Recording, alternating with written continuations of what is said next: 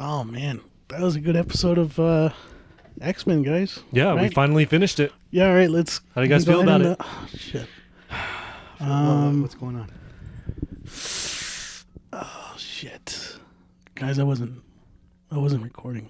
Oh, so Are you fucking serious? That was like what, 4 episodes? Yeah. 4 episodes wasted of. Shit. Ah, It's getting late too. fuck. What you getting at with the book script? Spit that shit out, man! Do you want to form an alliance with me? Absolutely, I do. Good. Go outside, nerd. Get out. Go. Oh my God, I did not think he was going to do that. That scared me. That actually scared me a little bit.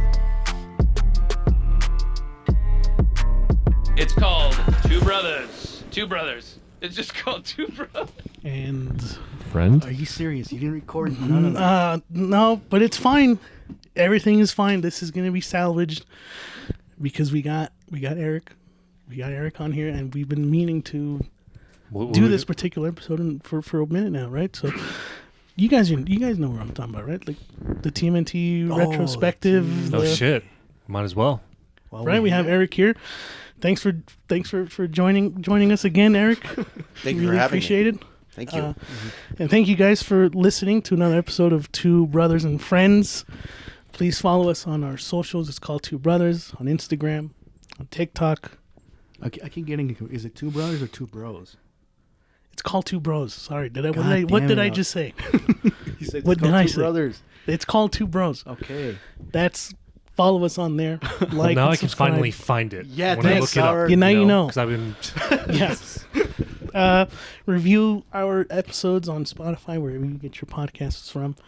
And this is going to be a good one, guys. I hope you are excited because we're going to do a retrospective. We haven't done a retrospective since Metal Gear. Oh. Right? It's been Yeah. a minute. It's been a minute. And this one I'm really excited for. Mm-hmm. We have, like I said, we have Eric here. We have Josh. 2 people who are well versed in the Teenage Mutant Ninja Turtles space, would you say? Mythos. Josh? Yeah, I agree with you 100%. Let's just be honest though. Like I think we're all pros.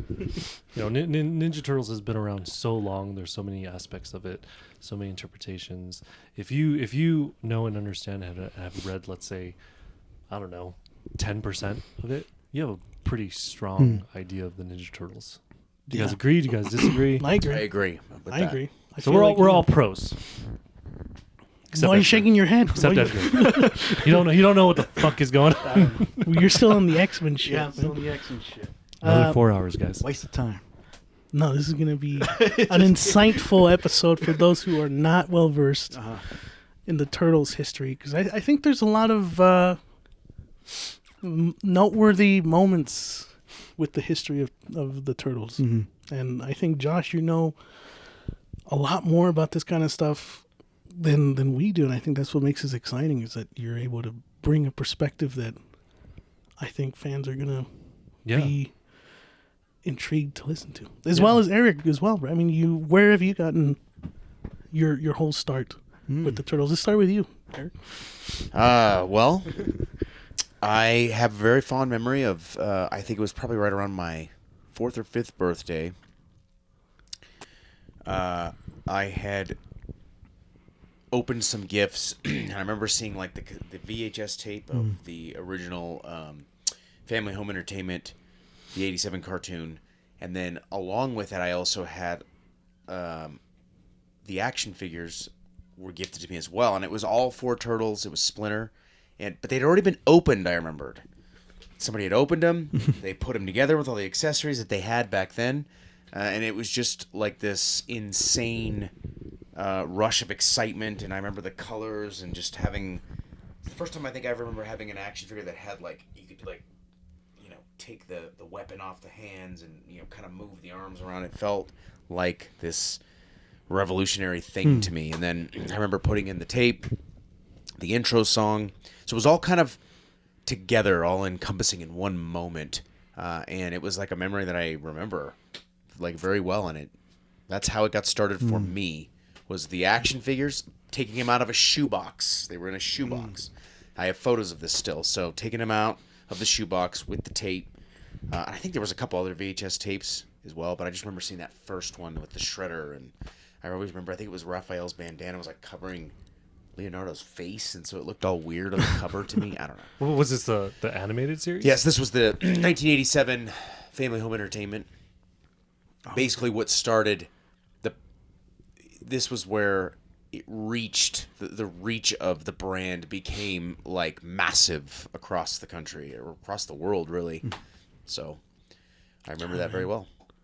It's a sensation that I think everyone, like you said, Josh, it's like we're all in one way or another well versed in the universe. Now we all kind of got our start. Yeah. Josh, like how did you get your start in it? I don't remember how old I was. I want to say 2nd grade, 3rd grade, maybe younger. Shoot. But I remember the Westminster Mall.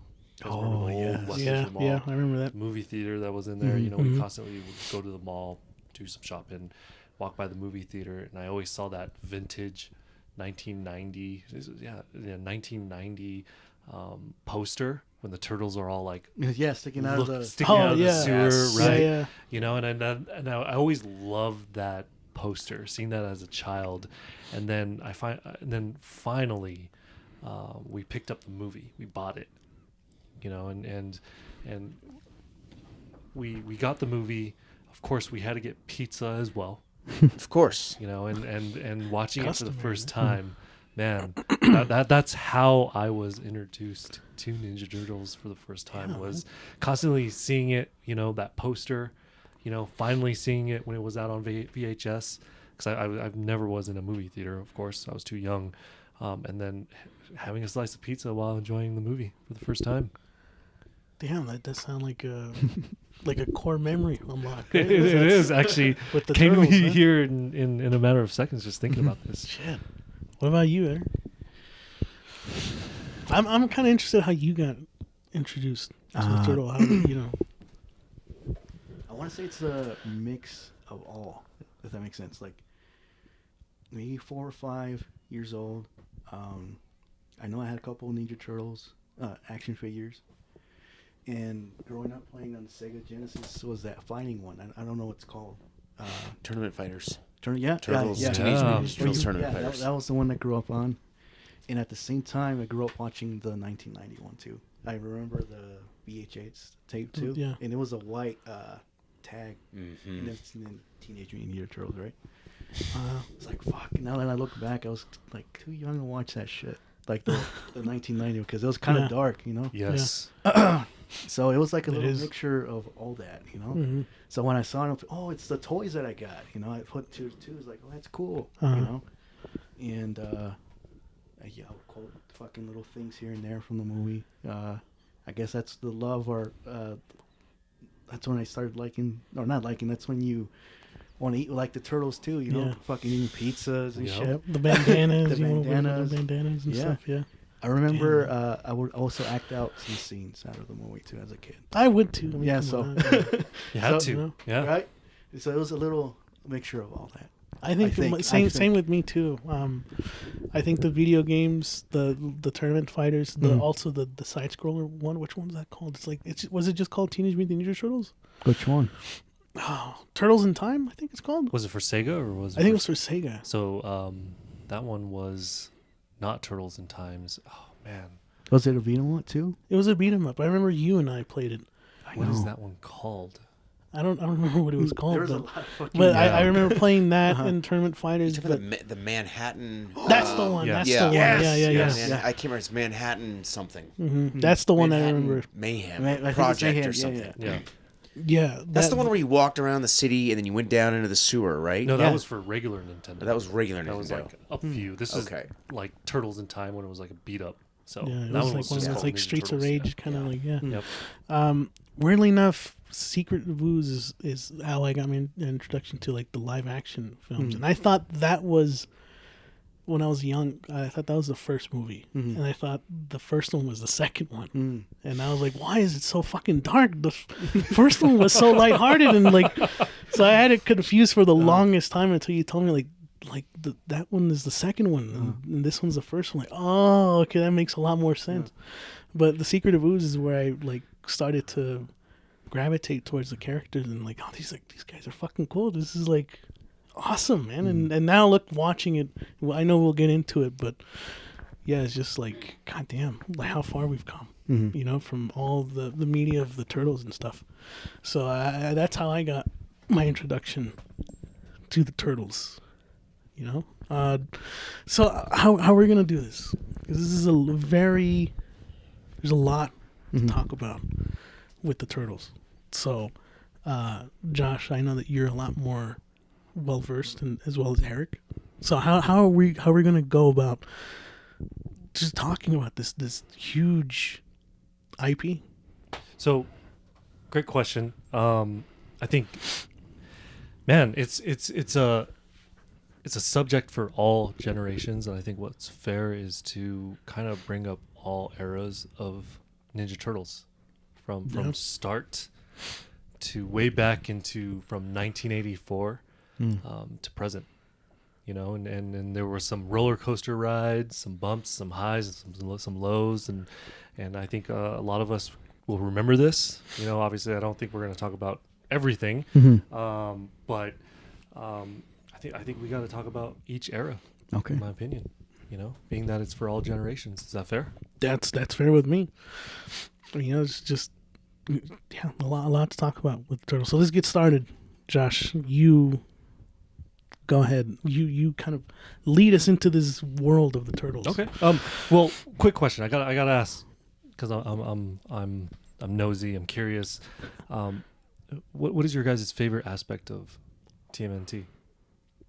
For me, that's easy. It's like the brotherly aspect between all Turtles.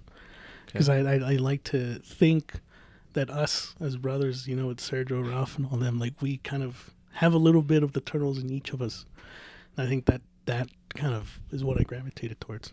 It's like they're siblings, you know, and they're like heroes. Like that's, you don't really see that a lot, you know, like Fantastic Four kind of, but not really. You know, the Turtles is like they're all brothers. They did it right. You know? Yeah. They did it right. I think they nailed that aspect even from where I started. They just nailed it, you know. Out of everything that came out, comics, video games, movies, series, what do you guys gravitate more to? Oh, shit. That's a good question. Again, like I said, it's easy for me because as a kid, I would just put in the tape in and watch 1 and 2 back to back. Back to back? Yep. So the movies is I think the movies were more for me. More influential on you. Huh? You, Eric? So I think for me, it was definitely the show. I really loved watching the show, having the action figures, seeing every character that they would introduce in the show, because they had this bevy of characters they would just keep introducing from, you know, obviously Bebop and Rocksteady. Then they brought in Baxter Stockman. Then it's the Mousers. That's kind of that is Baxter Stockman, but then they mutated him into a fly, and it just kept kind of going on and on and on. It was Leatherhead. I loved Leatherhead, and they had Slash, and they would they just keep releasing all these action figures, and you know you would just collect them all, and that's really where it started for me. Loved the movie. I remember seeing the first. I had the VHS tape for the first movie. And I remember when I first watched it, dark, kind of weird.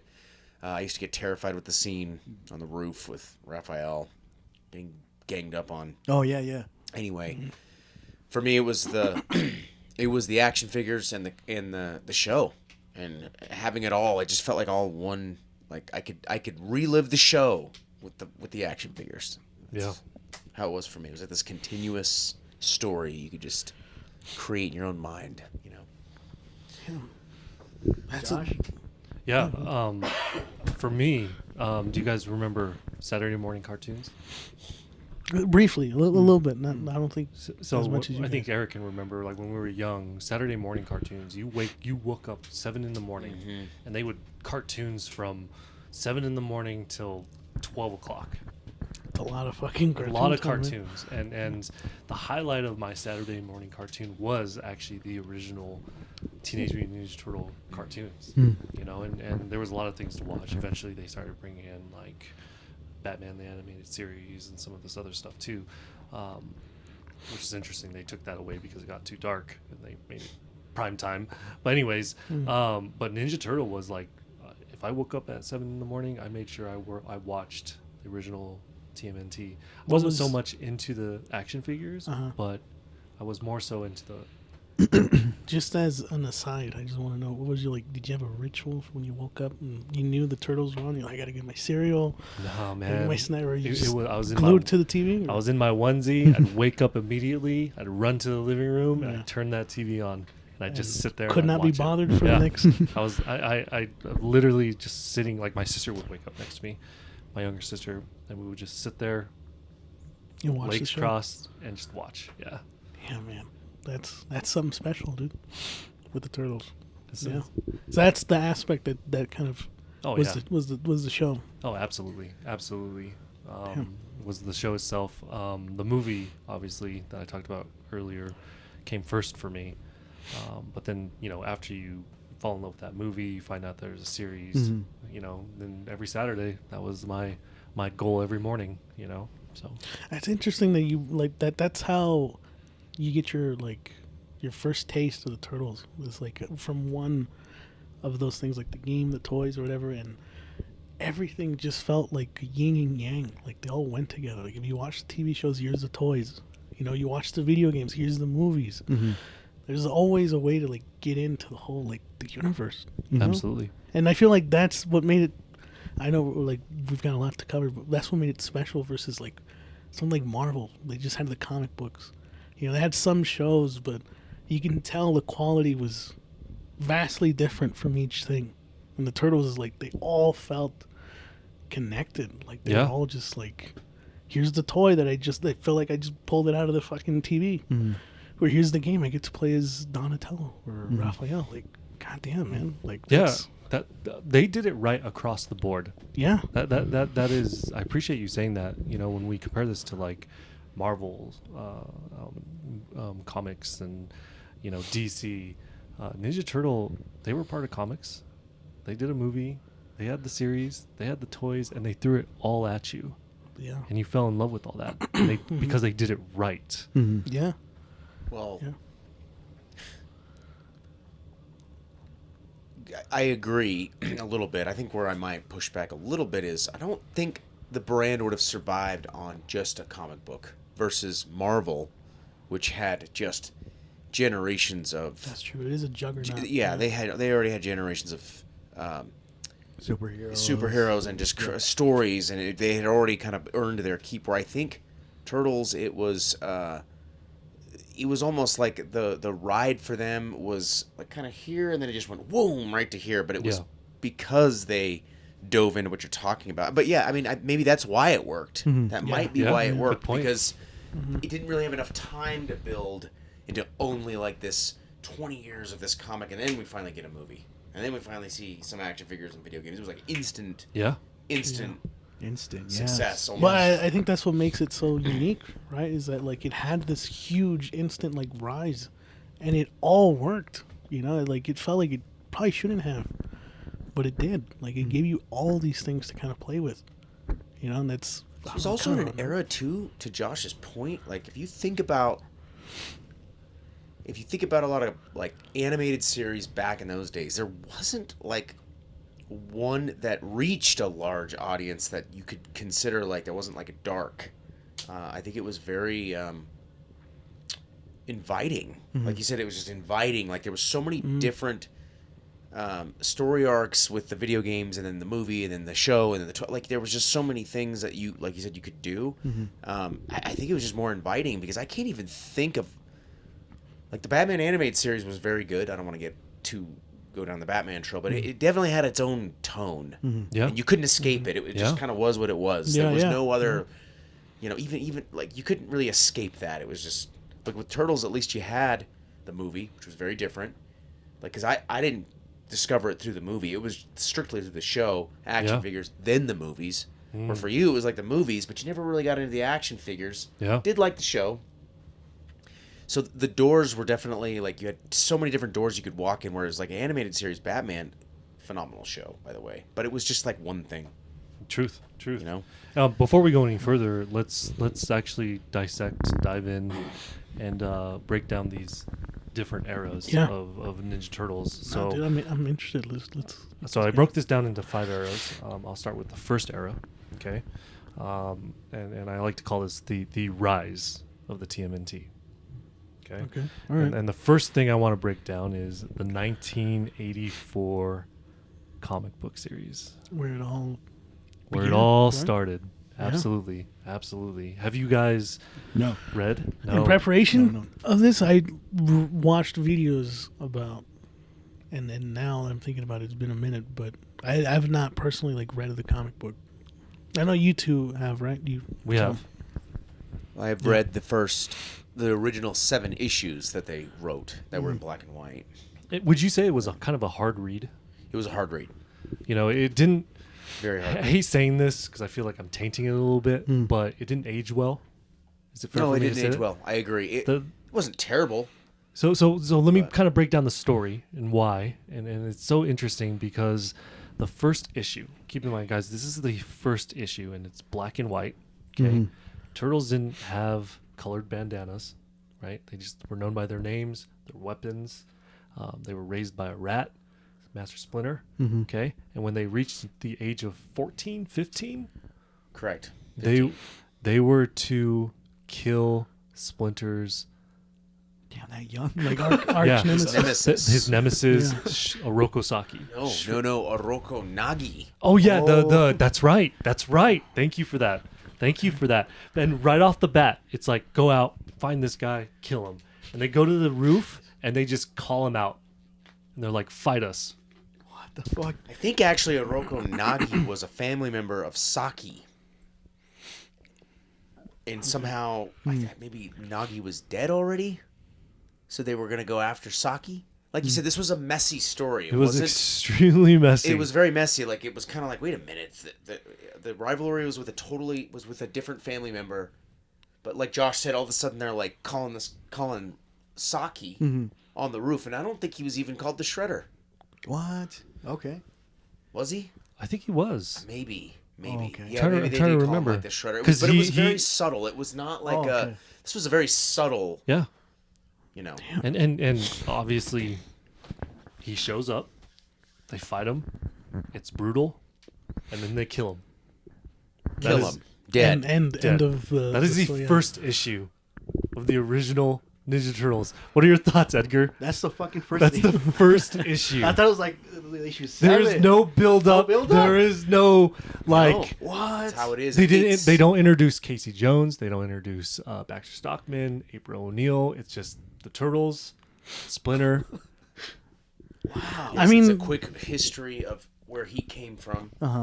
He was a pet rat. He was a pet rat. He was not a mutated humanoid. So he was a pet rat. He had a master. They killed his master. Yep. Hamato Yoshi. So anyway, like Josh said, it was very like kind of unorganized, and the animation was phenomenal. Oh yeah, the animation was great. You should see the clips, the strips of like when they're on the roof, getting ready to face the Shredder. We'll just make it easy and call him the Shredder.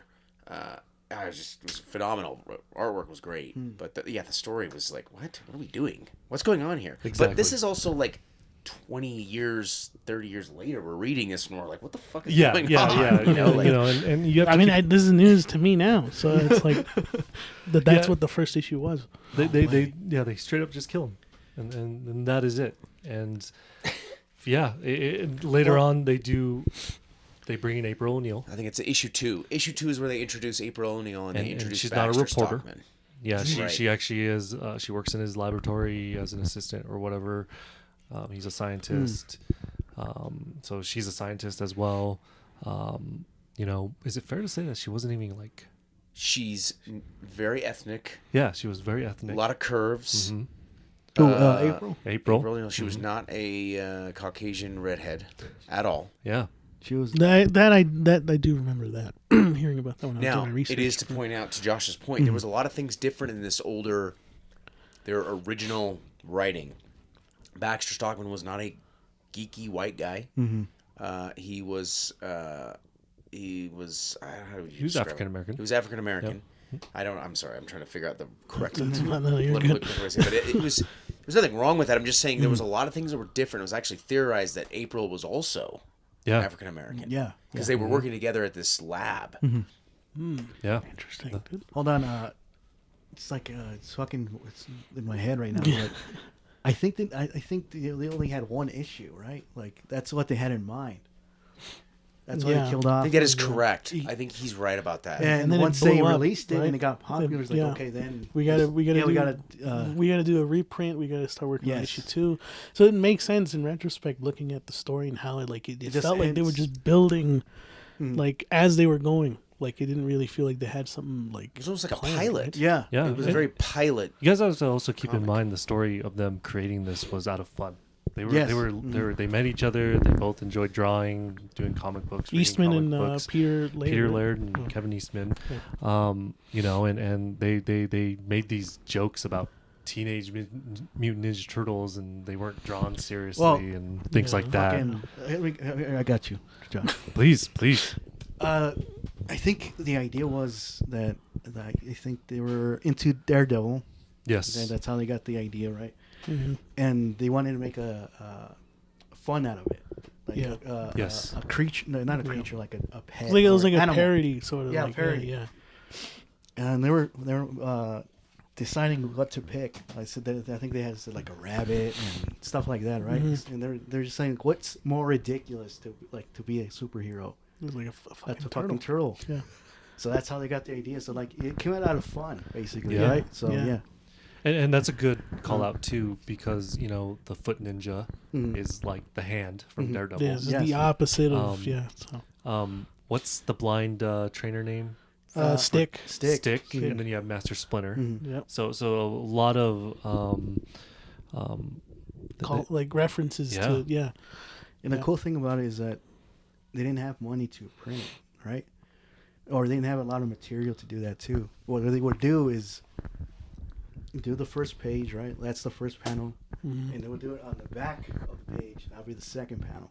That's how they would do it because they didn't have any money. Yeah. So once they were done with that, they asked, I think his uncle or something, to borrow money. I think And that's how they printed it, like 500. It's like really low. Yeah. It's very low print. But think about that, 500 copies, and it took off. Just took off. And to your point earlier, saying that, like thinking about it now, there's no way they could have been successful just relying on just that issue that was kind of put together quickly. No, for sure. The way you explain it doesn't seem like it should have lasted past like 3 issues, but you recently watched the documentary, right? They didn't make enough prints. No, it was low. It was a low count. Very low. And Imagine having one of those.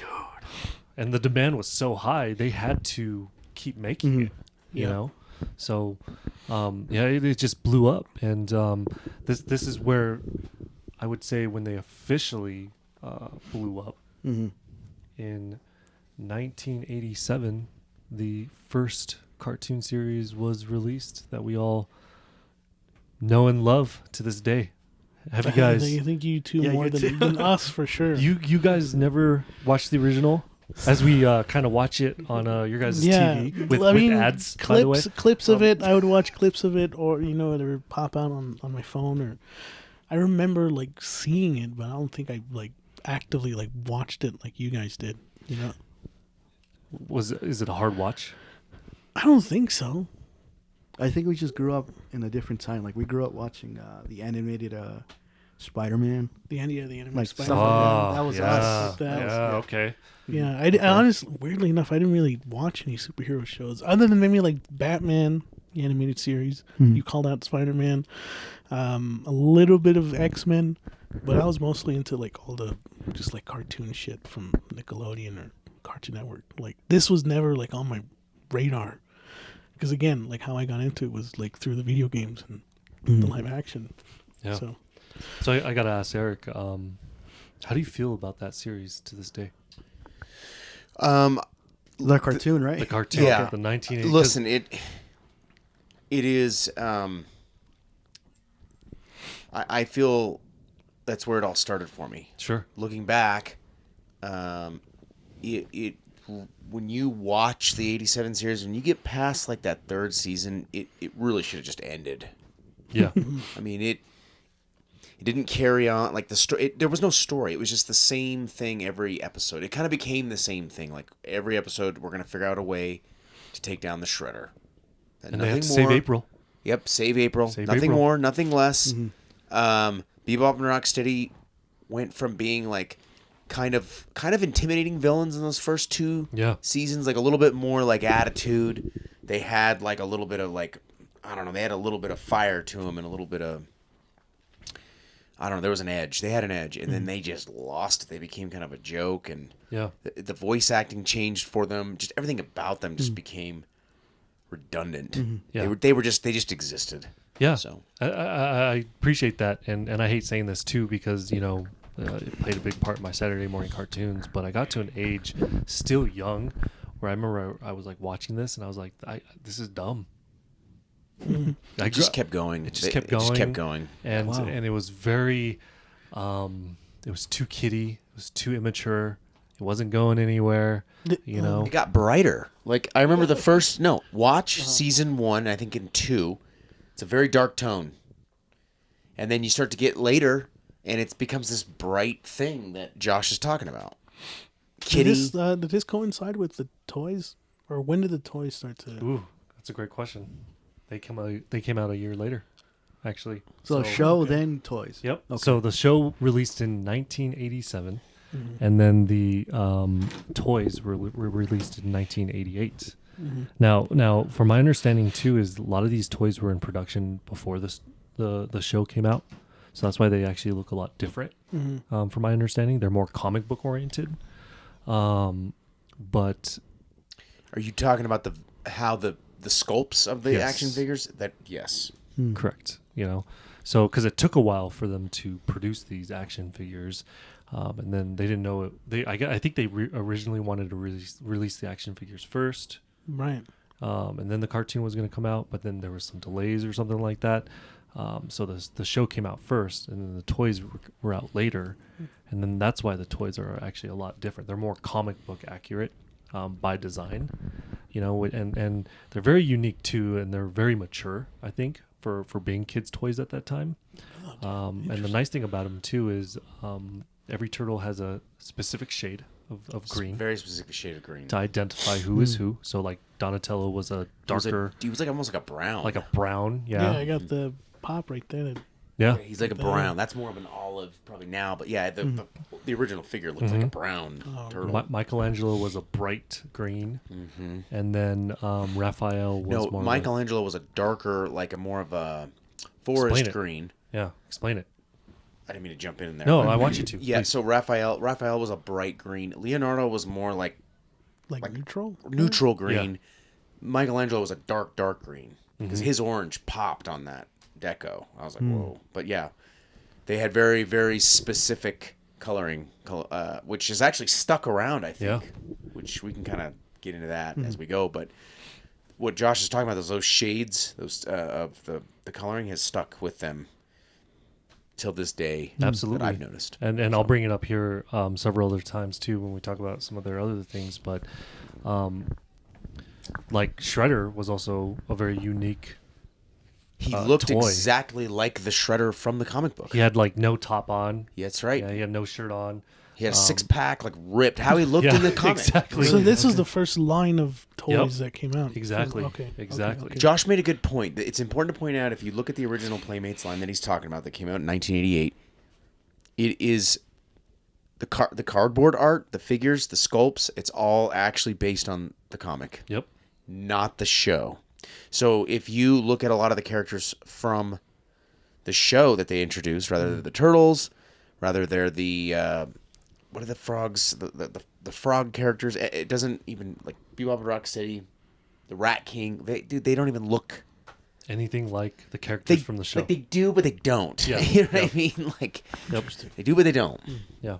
I think some of the characters that came out later, eventually, like Casey Jones, looks like the Casey Jones from the series. Yes, correct. There's some that do. So. I think Bebop and Rocksteady kind of do.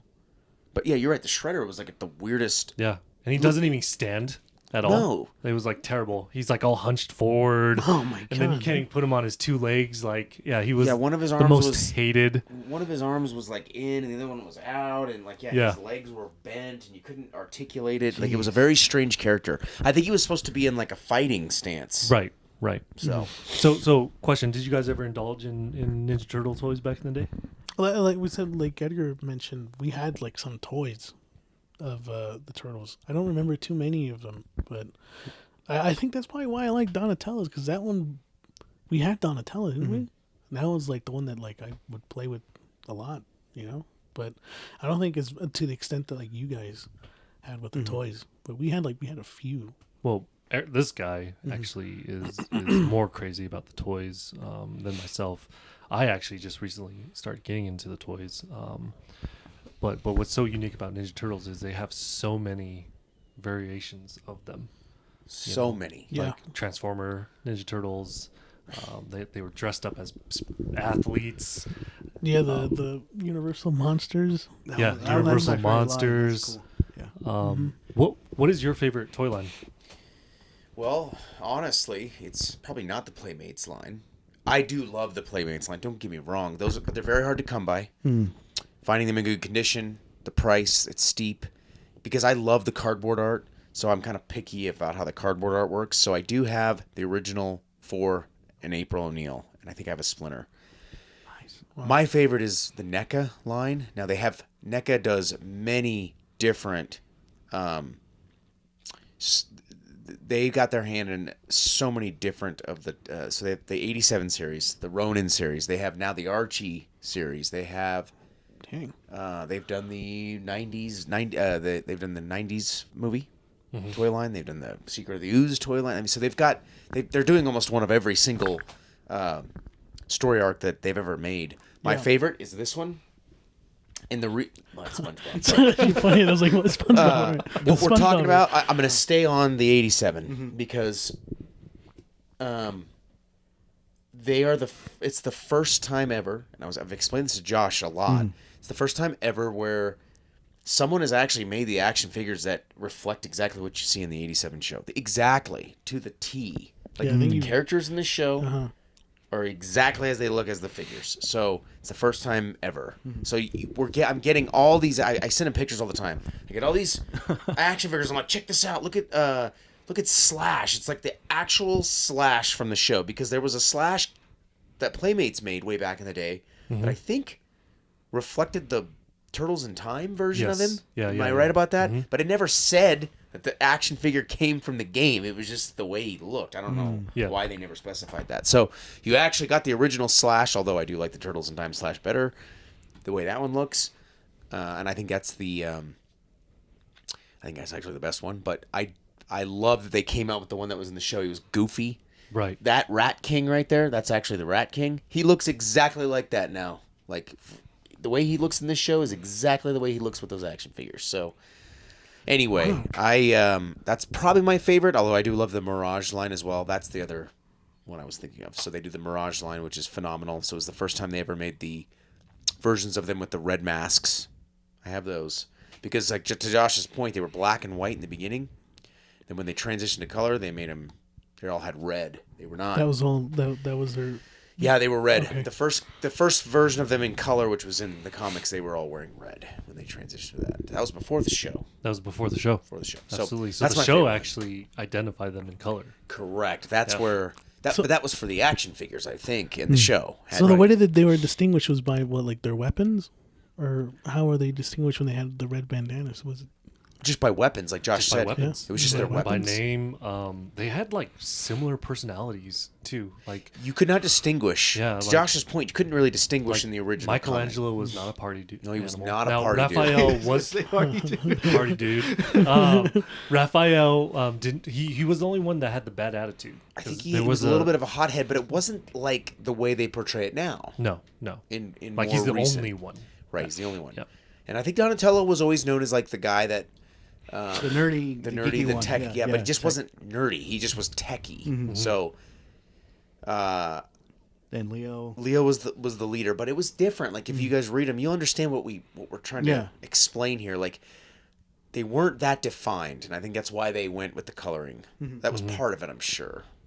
So I like how you bring up the fact that they weren't defined, because like, is it safe to say that like they never really got a true like look that they stuck to? Because like you said, there's like different variations of the characters. It almost seemed like, just by hearing what you guys are saying, like they always had to kind of like pivot every time it seemed like it was about to go down.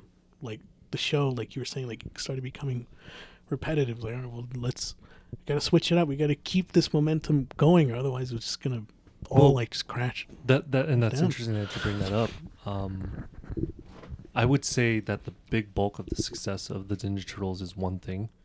You know, I wouldn't say it's really so much of the comic or the TV show, but it's strictly the action figures. The action figures. Yeah. well, the merchandise. The merchandise. They had phenomenal merchandise. No, absolutely. You know, and that's that's what makes or breaks a series. If you think about it, you know, if you make a cartoon series and the toys don't sell, if that cartoon series is doing really well, they'll cut it, because they have to rely on the merchandising and things like that too. I forgot what you guys said. You were talking about the toy. I mean the show, and I think why it gravitated more to like kids watching Ninja Turtles at that time, like in the 80s, is because they gave the Ninja Turtles personalities, right? Mm-hmm. Like a kid would watch. Let's say they're watching Transformers. You don't gravitate to a fucking robot, right? Truth. Yeah, it's always just either Optimus Prime and stuff like that. So when they saw the Ninja Turtles and they saw the different, like, oh, I can be Michelangelo. Like, I see myself as Raphael. Yeah, because like he has, I don't know, like he likes pizza. Yeah. I like Michelangelo or whatever. Mm-hmm. So that's why I think it stuck this long. Like it should have ended a long time ago, but it stuck this long because kids, you know, they like that. They like that. You know? Dude, I love that. No, it's unique. Yeah, there's always going to be somebody who's techie. Mm-hmm. You know, that's the nerd. Someone with the attitude, the party animal. Yeah, someone's more reserved and kind of. No, absolutely. We have the leader. Mm-hmm. Yeah, the leader of it all. No, that's a good call out. Yeah, that's a very good one. That is true. And they built it into the intro. Mm-hmm. And what I will say, what the fuck was that? Something just fucking happened. I'm sorry about that. No, calm down. Everybody. By the way, let me. I don't want to. Maybe we can or cannot debate it. I will say, the intro to the '87 is the best intro. Agree. Best intro. Agree.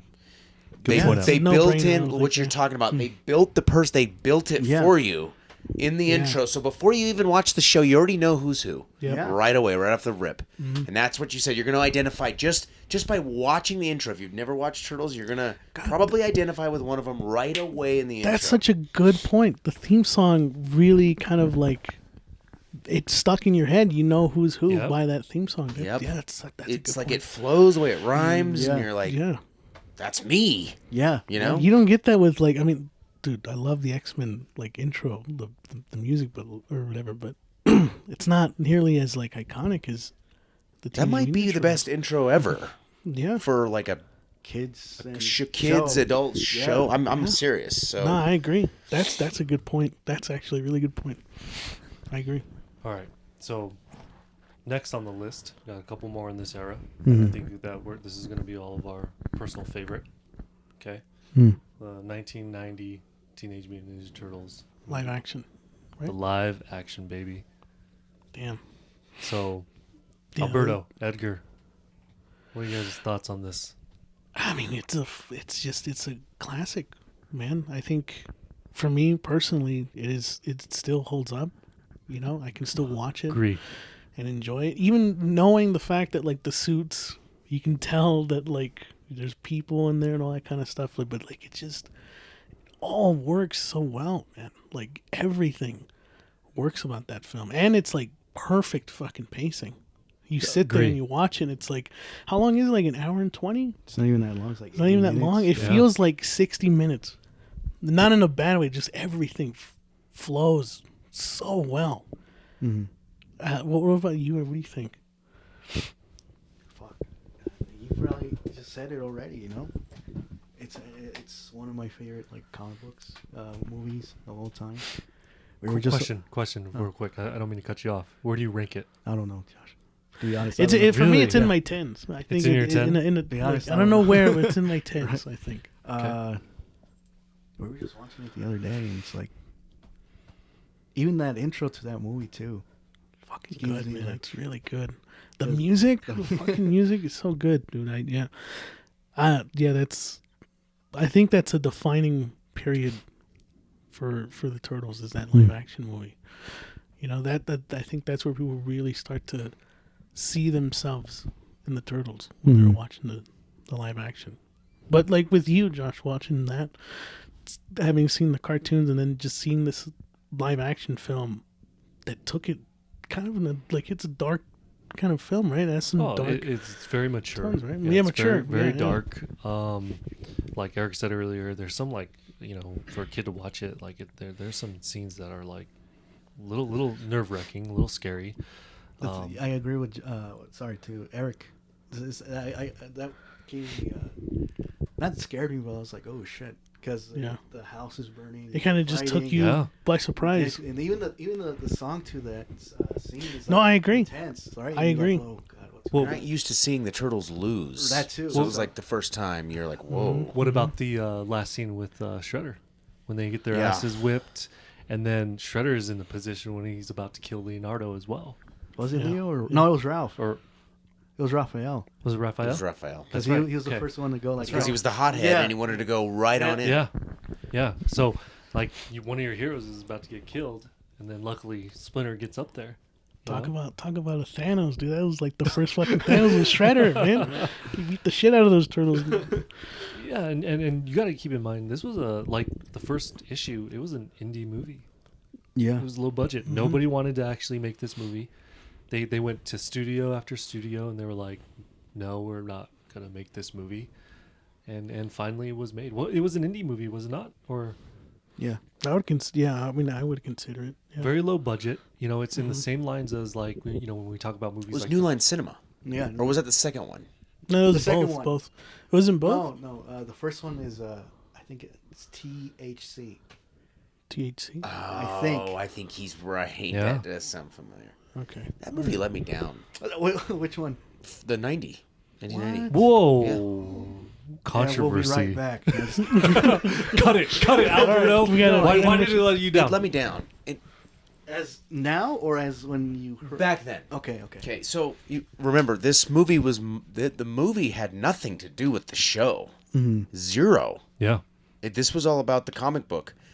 That didn't make sense to me as a child. So I'm going into the movie thinking I'm going to be seeing some characters beyond the Turtles, and I got none of that. Now, look, I enjoyed the movie. I thought they looked so realistic in the Jim Henson costumes. That was phenomenal. So it was very simple, very practical looking back at it, so it did feel real. And I definitely enjoyed the movie. But I think there was some intense moments that I wasn't expecting, such as like the roof scene where Raphael gets beat up by the Foot Clan, like ganged up on. They throw him through the window, or they throw him through like the roof, roof window, and then the fight at the end with the Shredder, and then him falling into the dumpster. And you're like, wait, did he just get smashed? Like, so I think there was things that were unexpected for me. So that movie did not stick with me like it did you. I know you speak very highly of it, and just listening to the two of you talk about it, but it was not the same for me. Were you expecting? As a matter of fact, were you expecting when they hit a Foot Clan that they just broke like robots? I don't remember that. I just remember it was just a dark tone, and I just wasn't ready for it. Yeah, because that's not what I was. I was not exposed to the movie first. I was exposed to the show, the toys, the action figures. Believe it or not, I just got done talking about how I love to collect. I love to collect the NECA figures, and I've targeted almost every single genre of the Turtles that they've made, except for the movies. I have one. I think I have two. Wow. I have the Toka and the Razor 2-pack, because I knew that was going to be like a sought after one. Very hard to get, because I think it was an exclusive at either San Diego or New York. And then I got a loot crate. I got one in a loot crate. It was Danny Danny the boy from the first one. Oh, Remember? okay. Down. Okay. Yeah, so I've got that one, and that's a hard one to get. So that movie didn't resonate with me as much. I can see To this I can day? see that. Too? To this day. I don't go back and watch it that often. Occasionally I do. Like, I watched it with my kids, and I think they enjoyed it. But I remember sitting there, like, kind of watching it and feeling like an empty void. Like, this movie let me down as a child. When you talk about, though, I will, and I get what you're saying from a child's perspective, but when we talk about like cinema and like pulling from a comic book, that movie pulled Directly it from the comic from book. the comics. Directly. And they made some changes obviously here and there, but it's so Faithful. yeah, so faithful to the comics, you know. I appreciate it more now. Yeah. Now. I'm just saying then. Which I can see. I can see that perspective that you were playing. Yeah. And I think after reading their original story that from the 84 Mirage, their comic when they brought it to life, I think now I look back and I'm like, okay, that was great. Right. You know what I mean? Yeah. So, but I mean, I gave it that chance because I wanted to know more about the universe as I got older and wanted to read the material, and I read it and I was like, okay, that makes sense now. But then it just didn't. Right. You know, I was like 6 years old. You know, I'm like, got all these action figures, and I go to watch this movie, and there's like none of them there. To be disappointed at that age, and Yeah, it's different. To Look, be my- aware of that, Yeah. like My parents were not the way I interact with my kids now with this kind of stuff is so much different. Like, because I know about it, so I can talk to them about it and help them understand. My parents didn't know a fucking thing about it. They were just like, it's turtles. Pop in the tape. You know what I mean? That's all it was to them. That's all it is. That's all they still to this day don't know the difference. Right. Don't care to know the difference. So fair. That's No, fair. that's a good point. I will tell you though, you know, spoiler alert, if we ever do like top 5 greatest comic book movies of all time, I would put TMNT up there.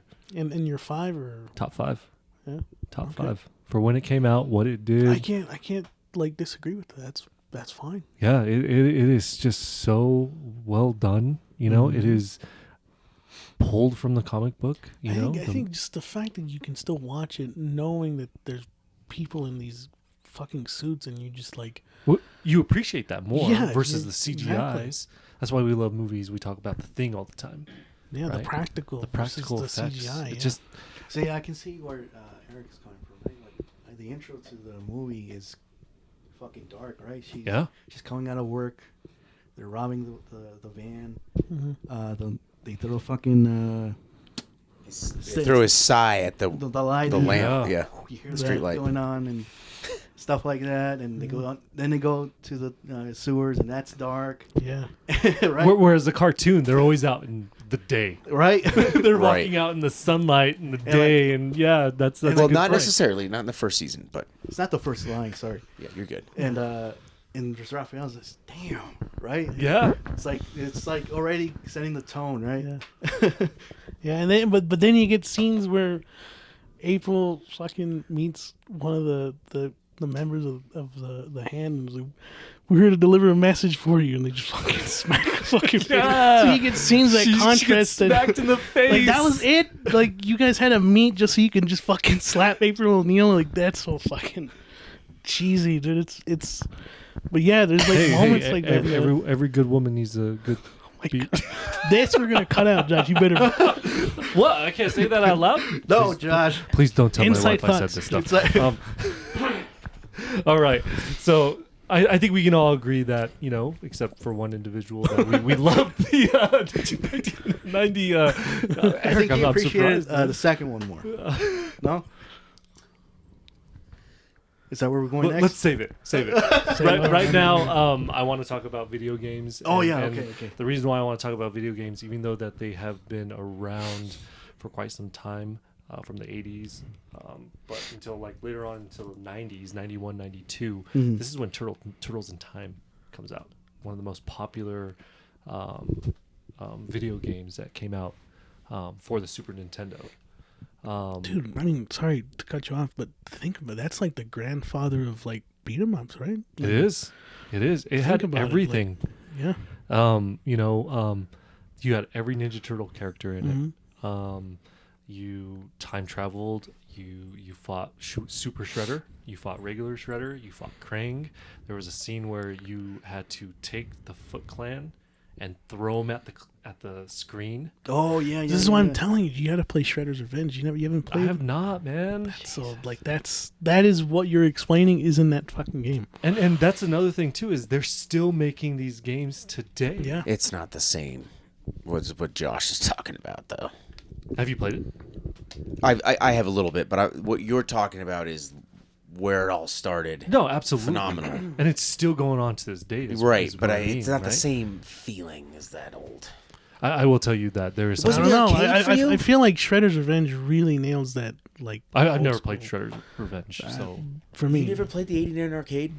Yeah, I have. Okay, because that was first. Yeah, that was. And it was actually almost like the same. I think Turtles in Time was just like a carbon copy, but different story. Yeah, it was, but maps it was or the fight scenes were better. Yeah, it was a little mechanics bit more better. advanced. I think the '89 arcade felt impossible to beat. Yeah, that one was definitely hard. I remember going to Chuck E. Cheese to play that, and it felt impossible. feel You like could that- not bring that's enough like quarters by to beat that game. Design, I think every arcade. but it also didn't age well too, because I remember Donatello, all he did was just whack you. Yeah, right. I know what you mean. He just the mechanics were a little the Turtles in Time was more evolved mechanics. Yeah, but similar beat 'em up. As so you guys would that say. is your favorite Ninja Turtle video game? Man, I loved '89 arcade. Okay, but Turtles in Time, I love that. Phenomenal. Turtles in Time for me. Right. That's a good call out. I like that one. How about you, Edgar? It's what the fighting one? the Manhattan. No, the other one, the fighting one. Oh, the tournament fighters. Yeah, the Tournament. yeah. Let me back up. I loved. Konami, by the way. Yeah, Right. I loved, actually, I played a lot of the Turtles Tournament Fighters and Turtles in Time on my Super Nintendo, and I always played as Armagon, the shark character. Now, Yeah. Okay. did you play it on Super Nintendo or Sega? Sega. So you didn't have that. Yours was probably the Triceraton. Yeah. Right. So, And that's the thing that I appreciated about these Ninja Turtle games that came out. They had one specifically for Super Nintendo, and then a totally different version for the Sega Genesis. Yeah, even They like were with competing different with one music another. too. Different Yeah. musics, different characters. different characters. Yep. Man, if you just played the Sega version, the Manhattan version, you were robbed, because I know. Turtles yeah. in Times was just Yeah. on another level. yeah. You're Absolutely. right about that. Absolutely. What about you, Albert? I think it has to be also the that's the one I played the most, was the Manhattan one. You know, I really enjoyed that one. If we're sticking to that era, that I'd say that's probably my favorite. If we're talking about just in general, I honestly No, please talk about even today. I would still say Shredder's Revenge is fucking great. I heard, and correct me if I'm wrong, but I heard also the multiplayer, being able to play with other people to join you, actually makes it a lot more fun as well. No, 100%. And at this point, they've released it with so many new characters. You can play as Splinter, April, Casey. You can play as what's his name is he's like that bunny who's like a samurai. He's in the comic books. Yojimbo. Yosagi Yojimbo. Mm-hmm. You can play as him too in the game. So it's just filled with so much shit to do, and it's just it nails the world of Teenage Mutant Ninja Turtles. It's just from beginning to end, you're just having a blast, dude. It's fucking fantastic. Have you beat that's it? my favorite. Yeah, we played it together. Edgar and I played Yeah. it together. That's What are your thoughts on it? I fucking had a lot of fun. yeah, it was fucking great. I think we beat it under a week or so. No, not even a week. It was a few days. Dang. Like a few days. We marathon that thing. Every time there's a beat 'em up, we'll just marathon it. Yeah. All right, so that was Era 1. Okay. We're going to Era 2, which, in my opinion, and tell me what your thoughts are, but this is where the downfall. Oh, okay. Were you going like this? Yeah. Well, I think they started hot. Yeah. They did great. The rise was perfect, but things start to kind of go downhill from here. And I will say it starts with The Secret of the Ooze. All right. I think 1991. What? it was. I think I said, Eric, what's your what you think about the ooze? Because yeah. Go ahead. So I remember going to see Secret of the Ooze in the theater. Mm-hmm. I never saw the original in the theater, like you or anybody else. Mm-hmm. I didn't see it in theater. Tape. I'm talking about I never saw the first one in theater. No. I saw the Secret of the Ooze in the theater. I received it better than the original. I think it's because it was maybe a little bit of a lighter tone, and I didn't understand that dark. Yeah. It didn't make sense to me. I don't think I liked it as... I felt... I really liked that they brought in Toka and Razar, but I didn't understand who they were and where they came from. So I felt a little confused on like why they were. I remember thinking like, why wouldn't it just be Slash? Like I never understood it. So Pretty much was. I don't know why they made him. I don't know why. Anyway, doesn't matter. But I received it better because I think it fit the tone of what I had been used to. And I was young. You know, this movie came out in 91. I would have been 7 maybe. So. At the time, absolutely, I received that movie better, liked it better.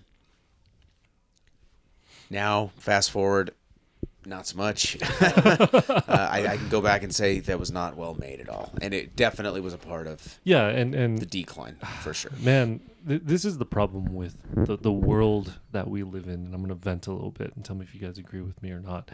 But when people start to complain, right, and then say, "Oh, this is too dark. This is too violent. My kids are watching this. Oh my God, the Erics in the world when they're 7 years old, you know, they shouldn't be watching." It's a fact. Yeah, you know this movie. Then don't take your damn kids to see these movies, right? Because now you took something that was so great, you know. And like Eric, when I left Secret of the Ooze, I was robbed. So the opposite. It was the opposite. Wow. Okay. Right? And then let me tell you what was wrong from my perspective is they didn't have any of their weapons. You mean they didn't use them? They didn't have them. Yeah, they did. No, they did. Yeah, they did. No. Like if you actually watch it, like Leonardo uses his swords once To go up in the ceiling. That's and what I'm kick that guy. remembering. You never see his swords ever again. Michelangelo doesn't have nunchucks because kids were playing with nunchucks. And he was using sausage links. He was using sausage links. But Donatello right? didn't have his stick, though, right? Which is the safest of the... Fair enough. Right? You know?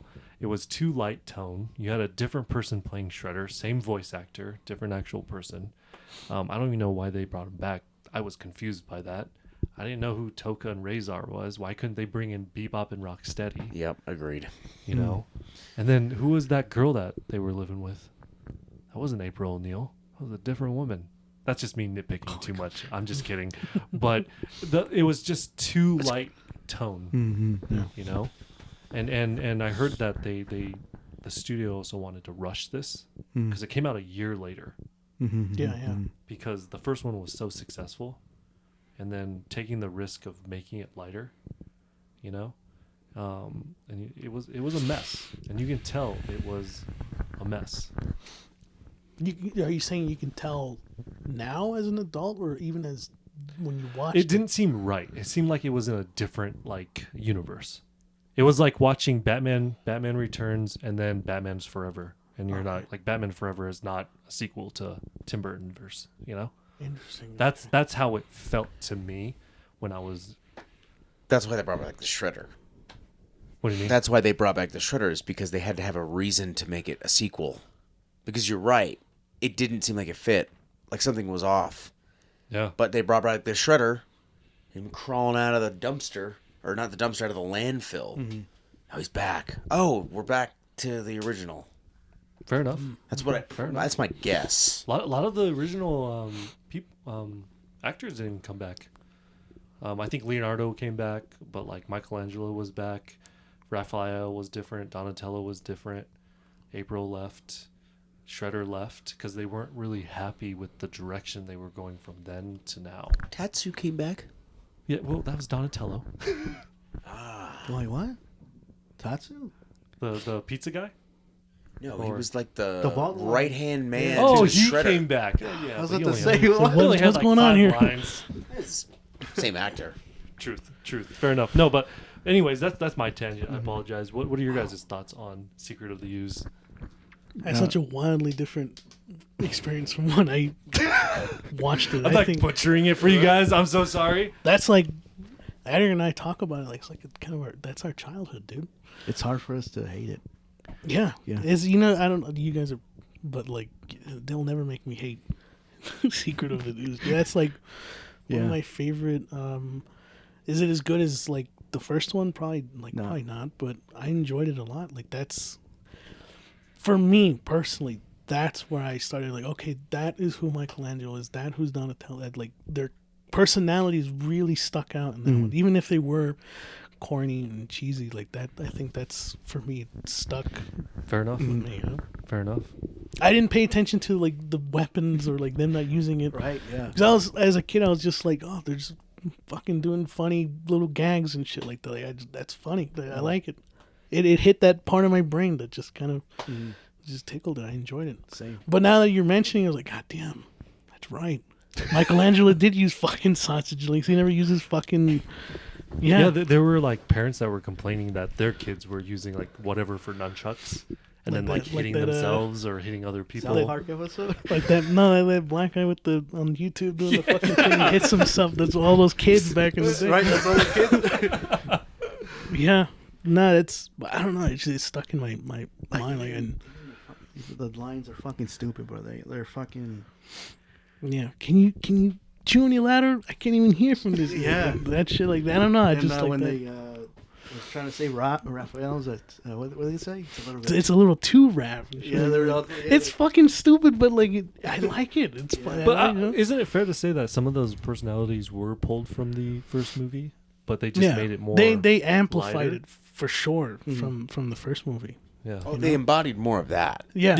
Agreed. They embodied more of the '87 cartoon. I think that's why I received it better as a child when I went to go see it in the theater. Right. I just remember thinking, like, I don't know who Toko and Razar are, but I was happy they brought some kind of additional character. Sure. You know why they brought that in, though, right? I don't. They didn't want to affiliate it too much with the cartoon, which was doing so well. So originally they were going to bring in Bebop and Rocksteady, but the studio said, no, we want to make it separate from the cartoon. I don't understand why you I know. would do that. Yeah. Doesn't make any sense. But then they were also babies, too.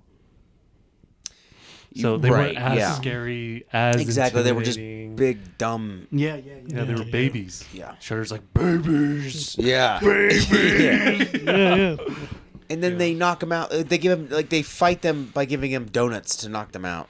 Yeah. Now that I think about it, I'm like, it's dumb. Like they're like, hey, we got the- this capsule and it's gonna reverse their mutagen. And it's like, how do we make it faster? We're gonna use a fire extinguisher. Yeah.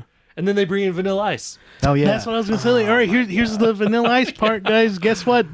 Here's the fucking song. It's looking back. It's weird to think looking back that I would reverse right? how I felt about which movie. Yeah. Oh, it's crazy. It's so dumb though. It's like it terrible feels movie. like the plot is moving along, and then when they get to the part with Vanilla Ice, it feels like the turtles are just like, all right, let's stop the story for a second. We got to go up there and fucking dance, and then let's continue the story. It just felt so off-putting. But to your point about it being the downfall, you could see.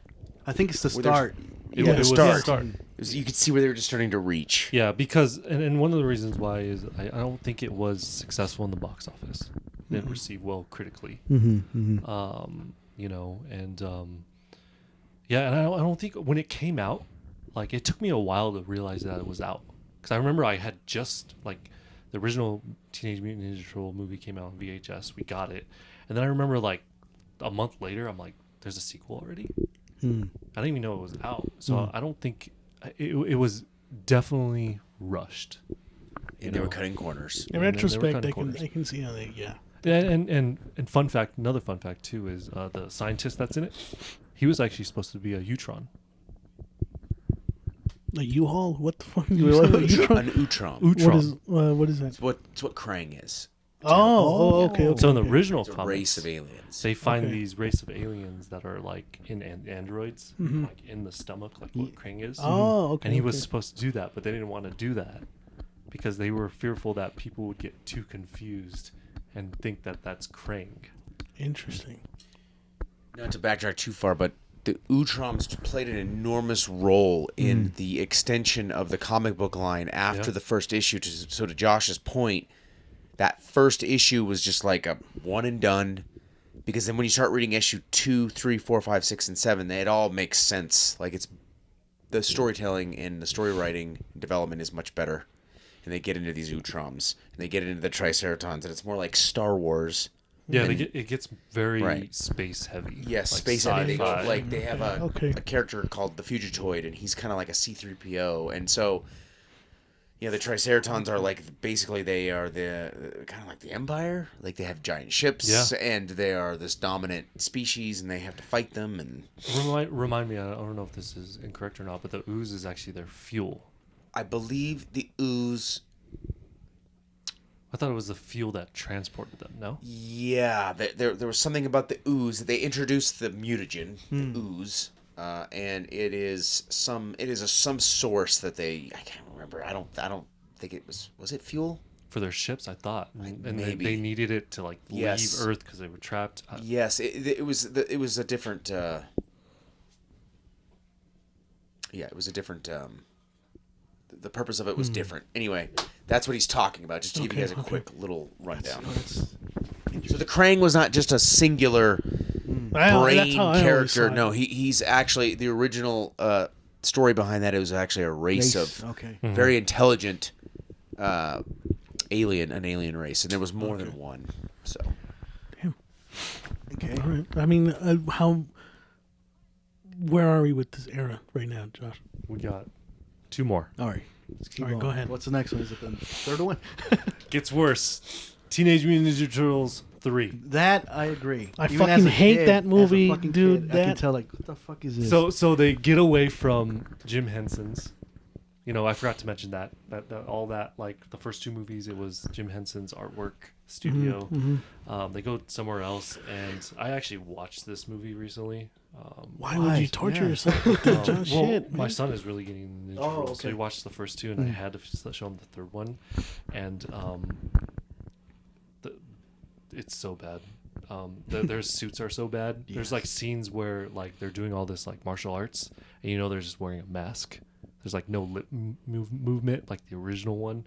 How they all did that, and the story is weak. I feel like I'm watching a TV episode. Yeah, of some sort. I agree. When I watched, even as a kid, I was like, "This shit looks fucking straight to video." Was it straight to video? I don't know. Was it? I don't think it was. I don't think it was. No? But they definitely fucking felt like that. It bombed. This movie was, again, when this movie came out, I didn't even know it came out. I was at my dad's house, and his wife was like, "Hey, I got Ninja Turtles 3." And I was like, "There's a Ninja Turtles 3? What the fuck?" And then she put it in. I was like, "What the fuck is this? Time travel? They're going to Japan? Where's the shredder? Give me the shredder." Someone give me some nunchucks. Like fucking. Now they do use their weapons in this one, a shit ton. But yeah, I guess the little story is that they find some type of artifact. They're all touching it. A scepter. The scepter. I think is what they call it, and somehow they activate it, and it takes them back in time. Yeah, it takes them back in time, and then the villain in it, the Japanese warlord or whatever, has like his downfall in his history is these demon turtles that are going to take him down or something like that. Yes, it's like written that they're gonna. It's written that these turtles are gonna come back in time and end his tyrant reign. This is where I got a little bit started to distance a little bit. Now this movie, when did this movie come out?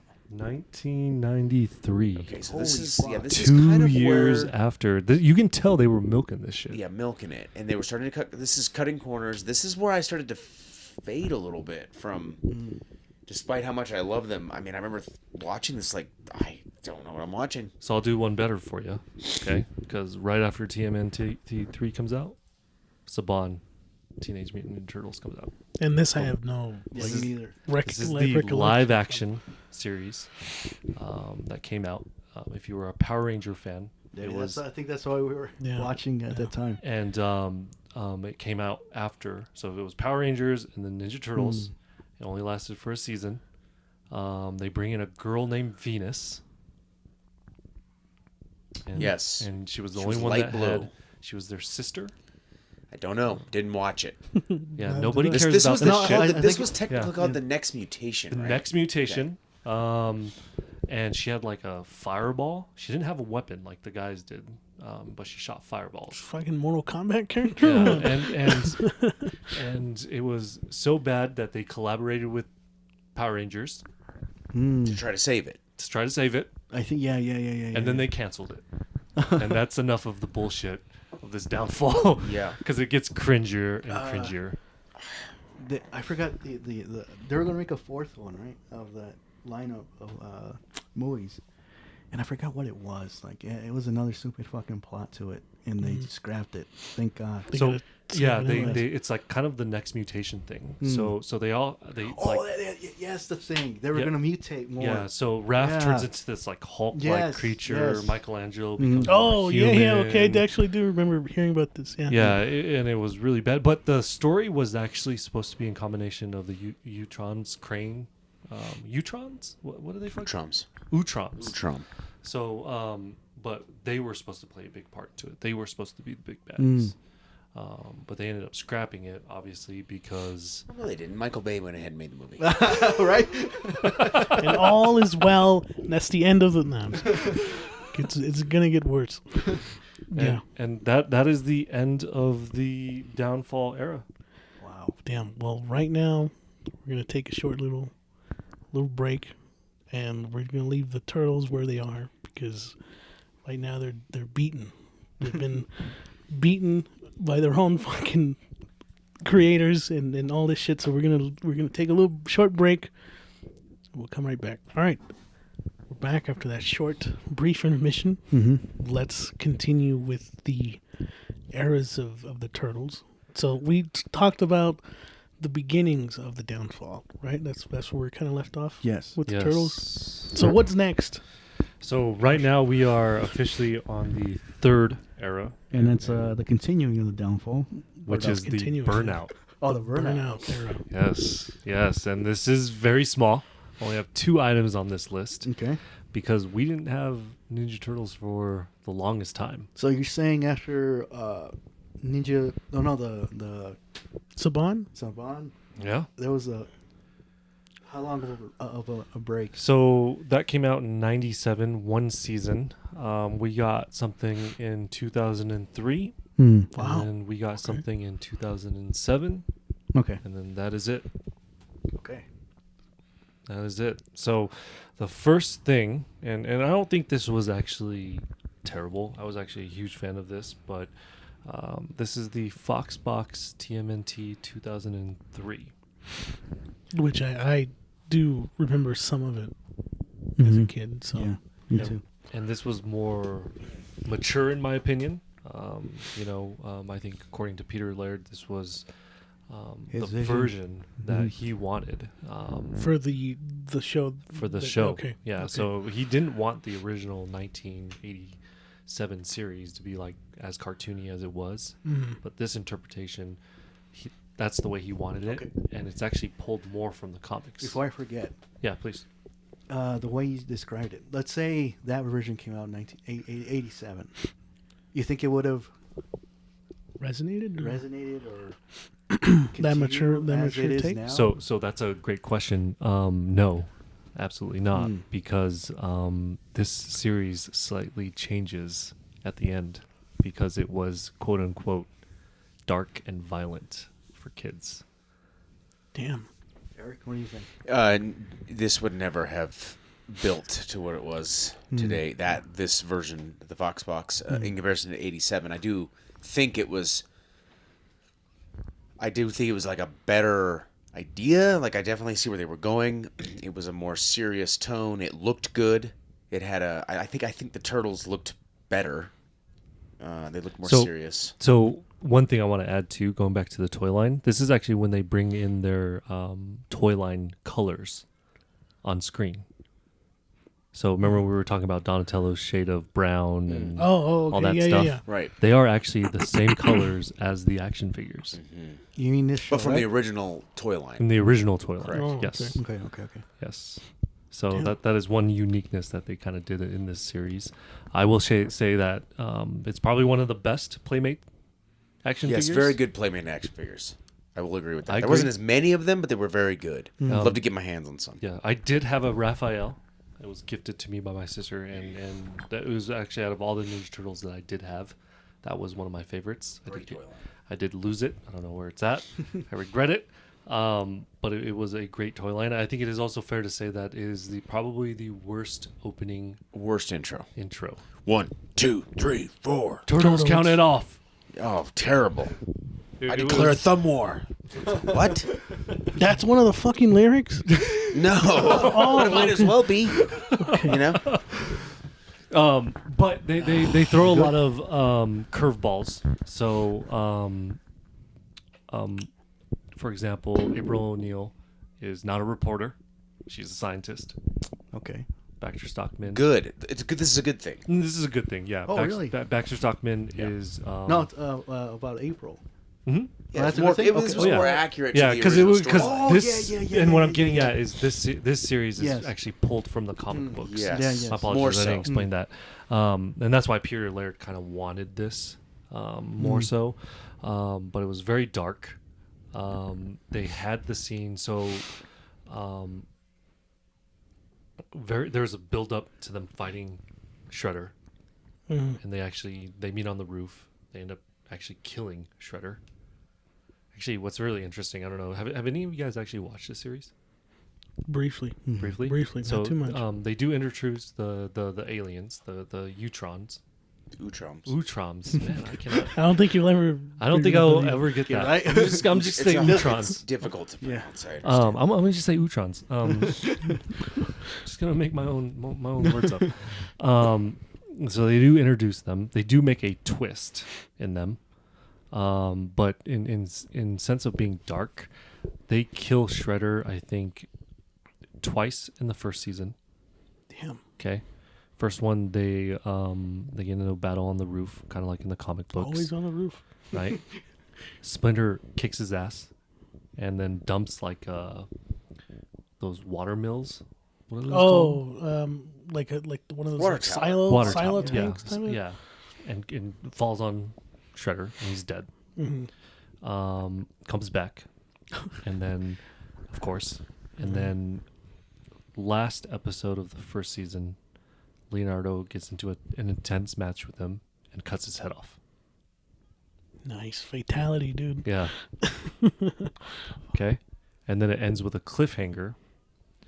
He gets up, picks up his head, puts his head back on, laughs, and walks away. What the fuck? This is a children's show. Right. Yeah. Gentlemen, keep that in mind. Sounds And fucking awesome. now let me also tell you there's something else parts that's to it, dark. absolutely. So Baxter Stockman works for Shredder. Shredder is kind of like this kingpin. He owns half of New York, whatever, right? And he always he's like, Baxter, give me these turtles, blah blah blah. And every time Baxter fells, he actually takes a limb away from him. God damn. So throughout the episodes, there's like 20 episodes in the first season, let's say. Mm-hmm. Every episode, like every 5 episodes, Baxter loses a hand.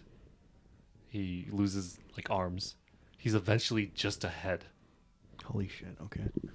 So this is how dark this series was. Jesus. And then in the original movie, the 1990 movie, Raphael gets beat up on the roof. It's actually Leonardo in the comic book who actually gets beat up in the comic books and left for dead. That happens actually in this series. So he gets like these like top foot ninjas, like samurai type people, and they just beat his ass. And then they destroy the antique store, and then that's when they go to the farm. So they incorporated all of that good stuff into it. Now the catch is they find out that Shredder is immortal, right? Because keep in mind he puts on his head, walks away, right? But he's actually not human.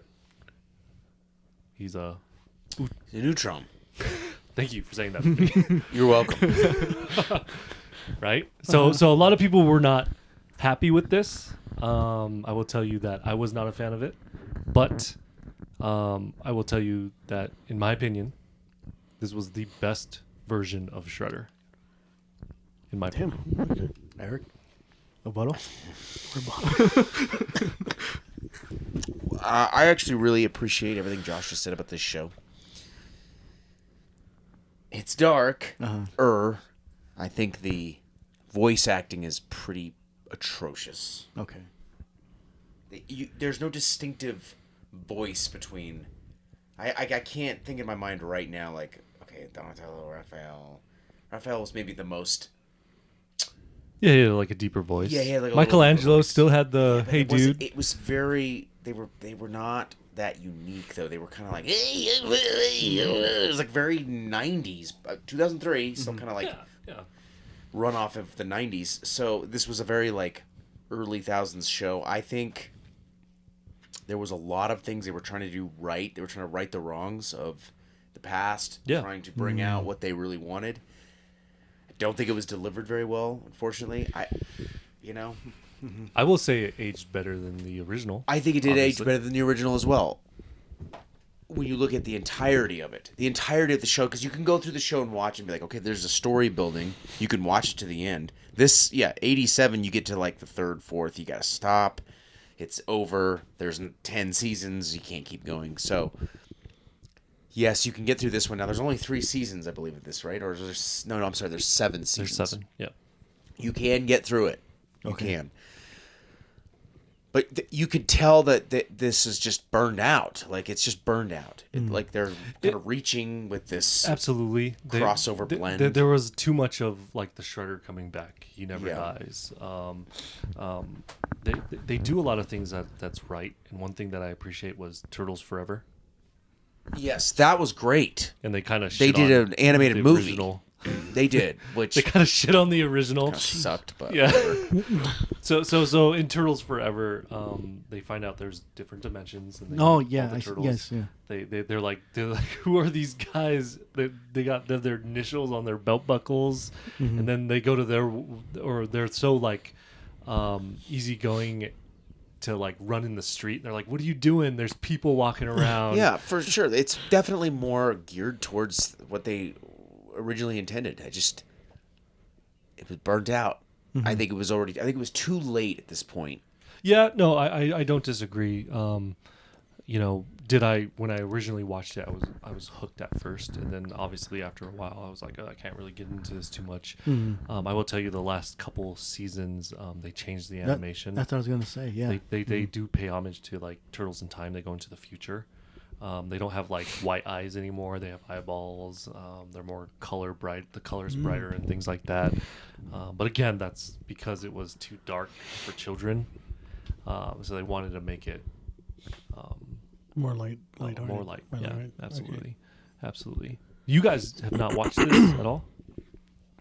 Do you remember watching that, or yeah, but not like to the extent. And then same. I don't think I remember that. No, I recommend it just because it's. Is it streaming right now on Paramount Plus? It is. If you buy a subscription right now, Josh, you Yes, can it is. watch You can all of watch it. all of the do. shows. I think they have all Actually, of them. you can just turn this episode off right now because I know you're doing that right now on Paramount Plus, and you can just turn it on right now. Right now on Paramount Plus, Josh. Please collaborate the subscription service, Paramount. please collaborate with us.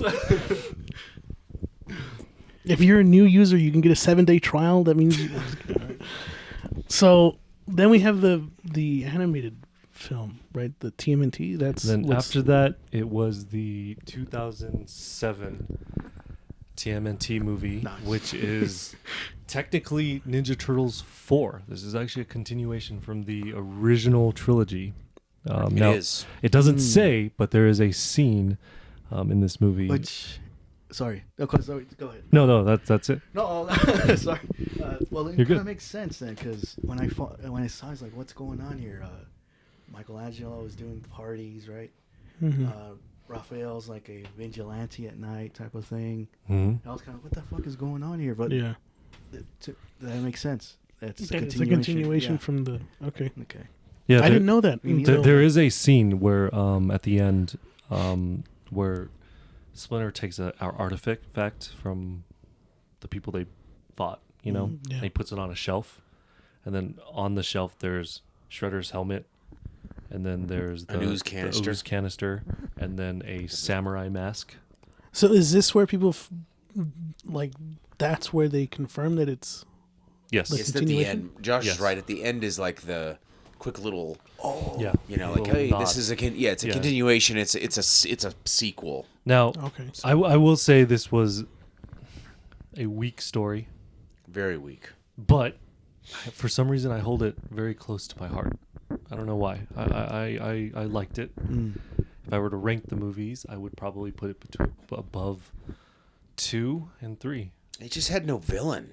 It didn't. Look, everything about this movie started really well. Like, you could tell that the Turtles had separated. The dynamic of Raphael being his own vigilante, the Night Watcher, which is now it's got its own spin-off comic book series right now. I thought that was great. And then it's like Michelangelo's kind of doing his own thing. Leonardo's off on some island or something. Yeah, he's out in the jungle, like trying to. I don't remember the Master Splinter sent him out there to kind of test him and his leadership and his ability to lead them moving forward after everything that had happened prior. I just had no villain. So They just couldn't deliver there. let me tell you why it's such a good movie to me. Okay, and I'll go back to like what Alberto and Edgar said was what they appreciated about Ninja Turtles was the brotherhood, right? Very close. They loved each other. This was a movie not really gravitating towards a group of heroes and a villain. It's actually a story about brotherhood. Okay, so we're talking about brothers that are so tight and so close with one another, in love with one another. They do anything, but they're actually broken apart, right? So Leonardo is trying to find his identity as a leader, to be a better leader, to kind of grow up. But in the process, he actually loses, like the brothers kind of go off and do their own things, right? Yeah. It shows that Leonardo is actually the foundation of the brothers. They're leaderless, right? You know, and then you still have the rivalry between Leonardo and Raphael, which I appreciate. Yeah, you know? Always. Sorry, it's always. So and one thing that they've always shown in the comic books is that Raphael is actually a better fighter than Leonardo, right? But he's not good enough to be a leader because he's too hot-headed. He doesn't show restraint. Yeah, he's too reactive, right?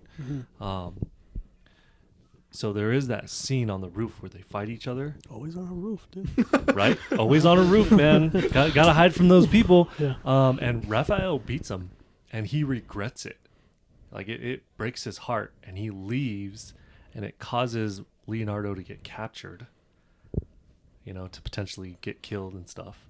So you could almost say like the villain is really the interconflict between the brothers not being able to come together. And that's what makes the movie so good.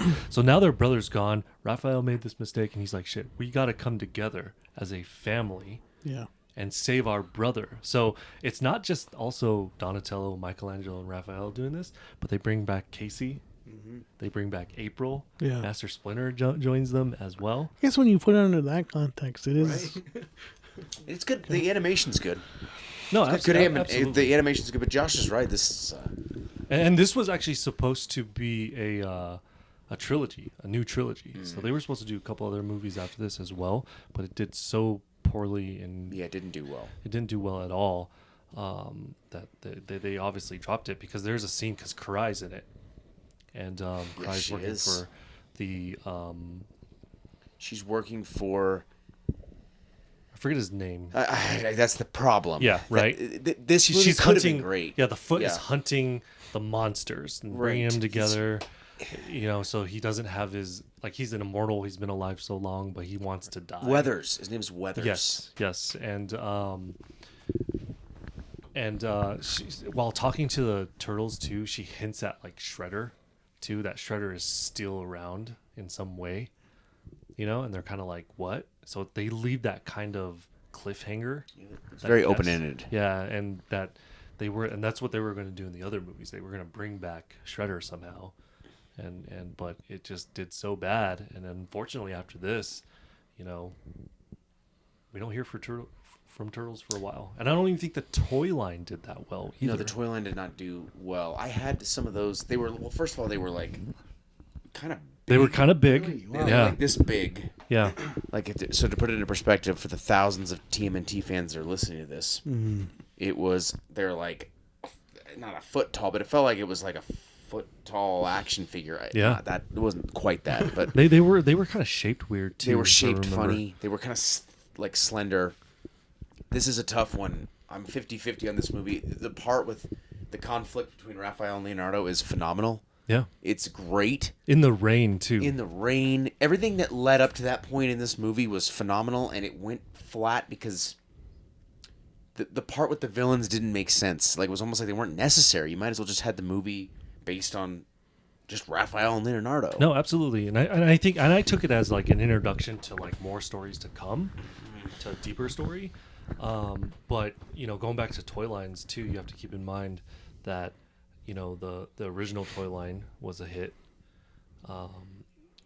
Foxbox was a hit. The movies were a hit. Secret of Ooze, when they finally released those, and those out. toy lines were a hit too. Yeah, those were really good. And then this toy line came out, and nobody bought them except for us. No, we didn't. I did play the game though. I did play the tiny. The game was terrible. No, it was awful. But at the time, I was like, I watched the movie. I want to play the game. Right. When we saw it, the animation threw me off. It did back then. And the story was kind of like, where the fuck is it? Where is it going? Or what's it all about? So now hearing it from that, I gotta see it I gotta see it again. Yeah. But I saw a video not that long ago about this movie and how people now appreciate it more. Because what he said, what Josh said, basically, like it, the brotherhood type of thing and stuff like that. Something else that I just noticed just now. There's another way you can distinguish, I guess, or you can tell who's who. Like, yeah, or like, I don't know how to put it, but like they're shells. If that makes sense. Like Raphael has scars. Oh yes, that's right. Yes. Yeah. Tell it's different, I guess. Like he has tape or like. Oh, he has tape and stuff like that. Like and Leo's is like pristine and clean. Yeah. That is true. That's just a cool little tidbit I was just thinking of. Like, you can tell that's another. That's a way you can tell who's who. Yeah, that's a good point. That's a good point. Maybe the movie did age well.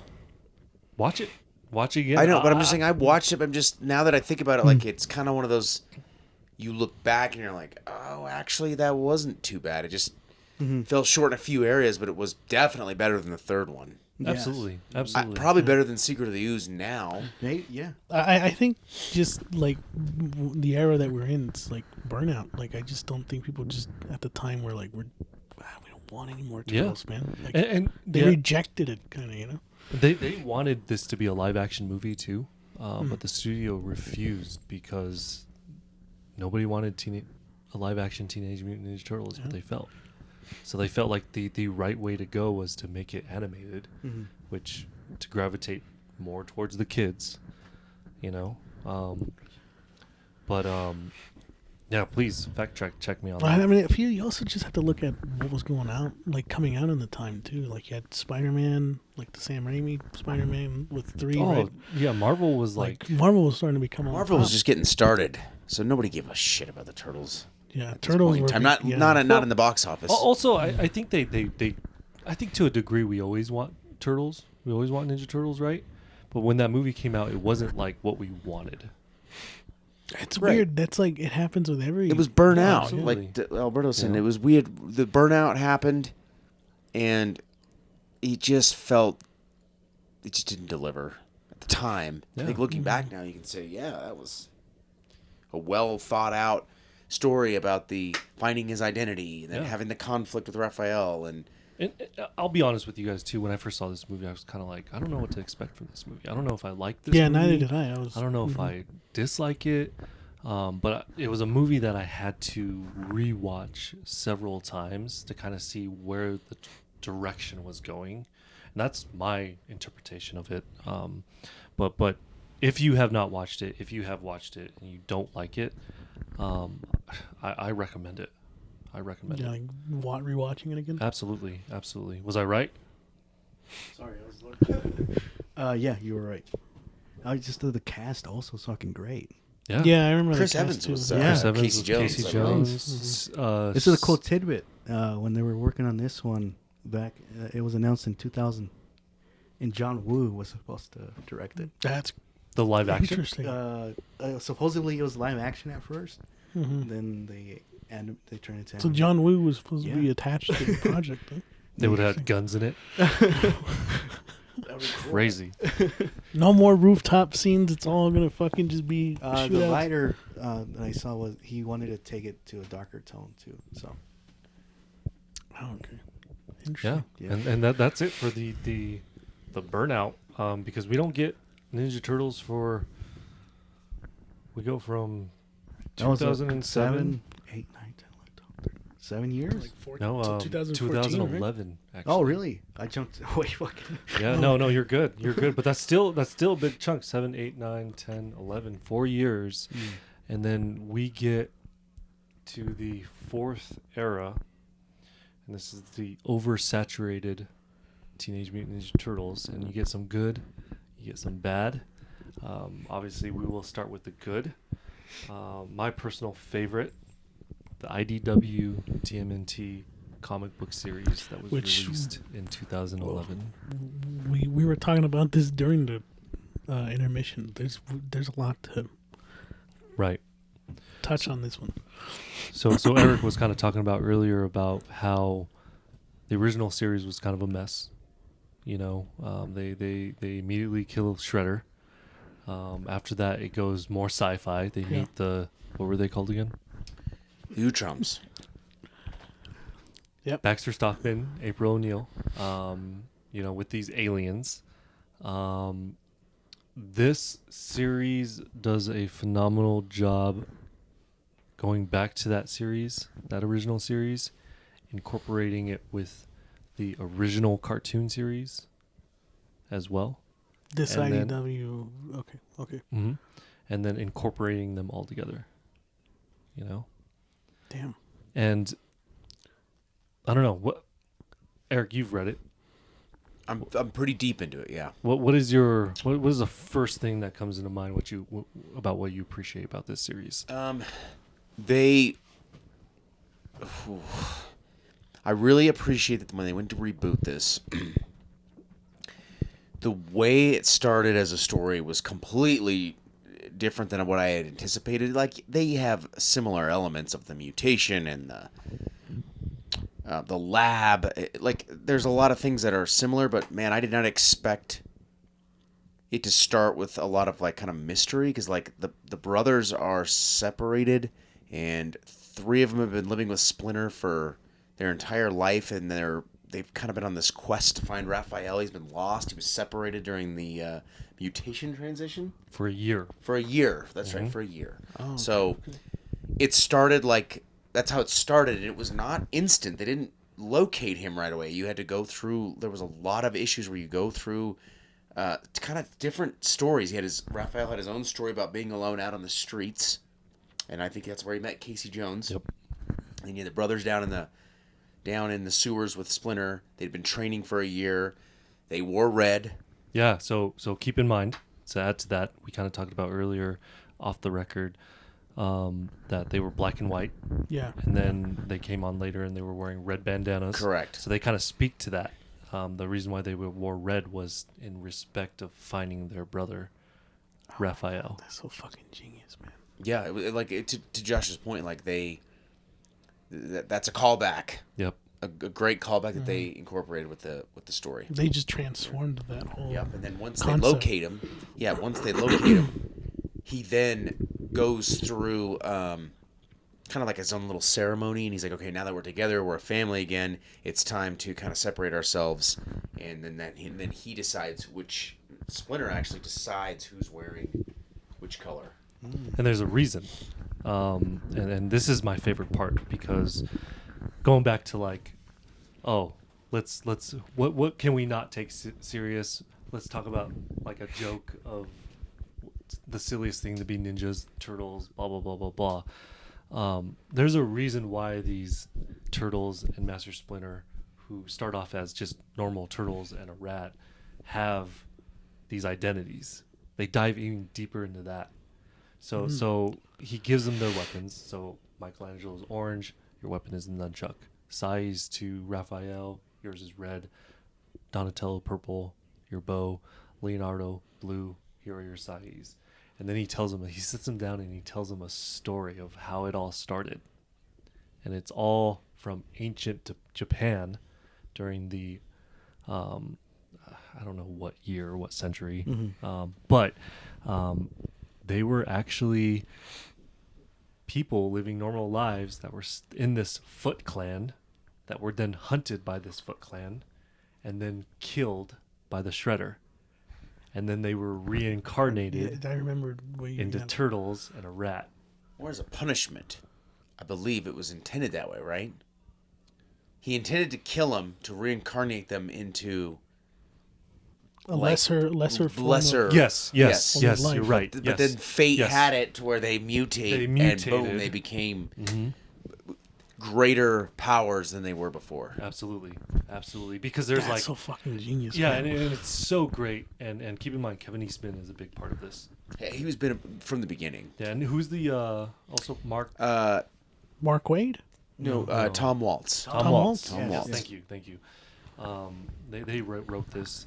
I remember hearing this from the grapevine from people.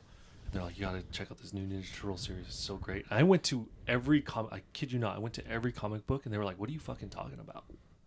Nobody knew what I was talking about until the first volume came out on Amazon and I had to buy it through that.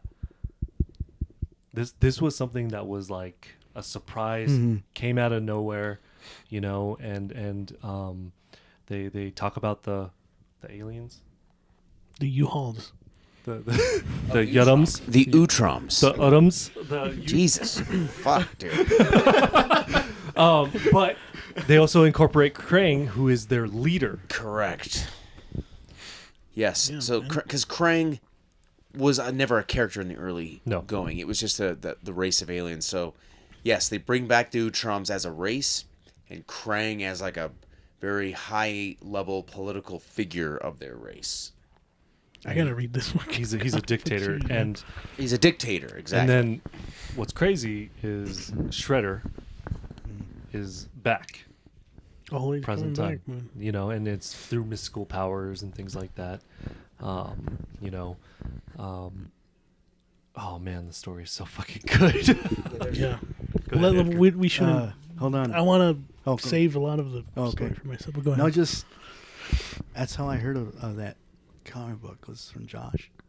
Is that again? We're talking in Just Penny, and he told me, did you read the new Teenage Mutant Ninja Turtles? No, what the hell are you talking about? And the way he talked about it, about how Raphael was lost and they're trying to find him. The bandana. Bandana. It's like, dude, the fuck? Where's this been in my life? Yeah.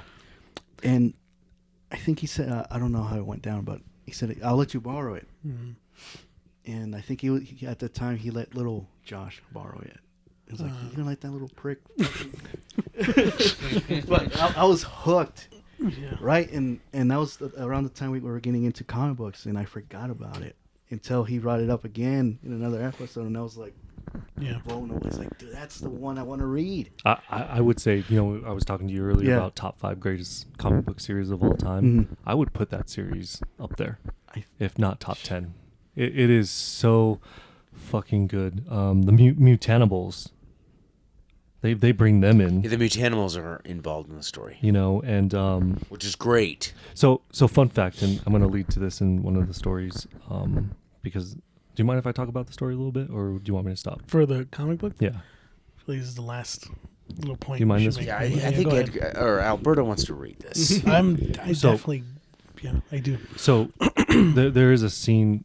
Okay, do you know why there's a theory of why each turtle has weapons? I heard of it. I was going to bring it up. Yes, because we talked about this. You told me this on the phone. So I'm going to let you go ahead and explain. There's a theory that each turtle has their weapons specifically for them because it's based on their personality. Yes. So, for example, Leonardo has 2 katanas because he refuses to kill. But keep in mind, he's a ninja. He is going to have to be put into a position where he does have to kill. Raphael has defensive weapons because his first reaction is to jump in and kill. Donatello, being as smart as he is, he has a bow because it's a very unique weapon that he can use it for anything and everything, possible. Any kind of situation. Yeah. Yep. and then Michelangelo being the one that isn't so disciplined. Mm-hmm. He's given nunchucks because they're the most disciplined. Yeah, he needs to focus more on weapons, and Mm-hmm. and this comic series actually characterizes each turtle so well. There's a scene where Leonardo, and this is actually early in it, so it's not ruining it too much, where he is fighting this monster, and he's in a position where he thinks he actually ends up killing him. You know what I'm talking about? Yep, yes, I and do. It eats him up. Yep. And you have to keep in mind that he's like the leader of the team. He's protecting his brothers. He did the right thing, and he kills this being, and it eats him up, and it carries on, and it actually affects him later on. Yeah, it impacts him in an enormous way. That to Josh's point, it kind of leads down this domino effect of a huge transition in his character at one point in the story. So that's a great bit of information right there. Like a pitch. Yeah, like it speaks to what he just said. Yeah, it speaks. So if you're talking about like turtles, how they're characterized and things like that, like there's a scene too where the innocence of Michelangelo, and he loses a good friend, and it like affects him, and things like that. And then Donatello, because he's so like intellectual, data science and all this stuff, he refuses to believe in the reincarnation. He's like, this is impossible, this is dumb, da da da da da, and things like that. Interesting. And then I think Raphael is struggling with the being so independent for so long, working with his brothers. Yeah. Am I right about that? Yeah, there's a transition where he's struggling with the team, and we should let Alberto read it. Yeah. We'll stop there because there's a lot. You're right with the reincarnation. There's the story builds on that. God, man, I got it. And a lot of the issue covers too are vintage, like Kevin Eastman, original art.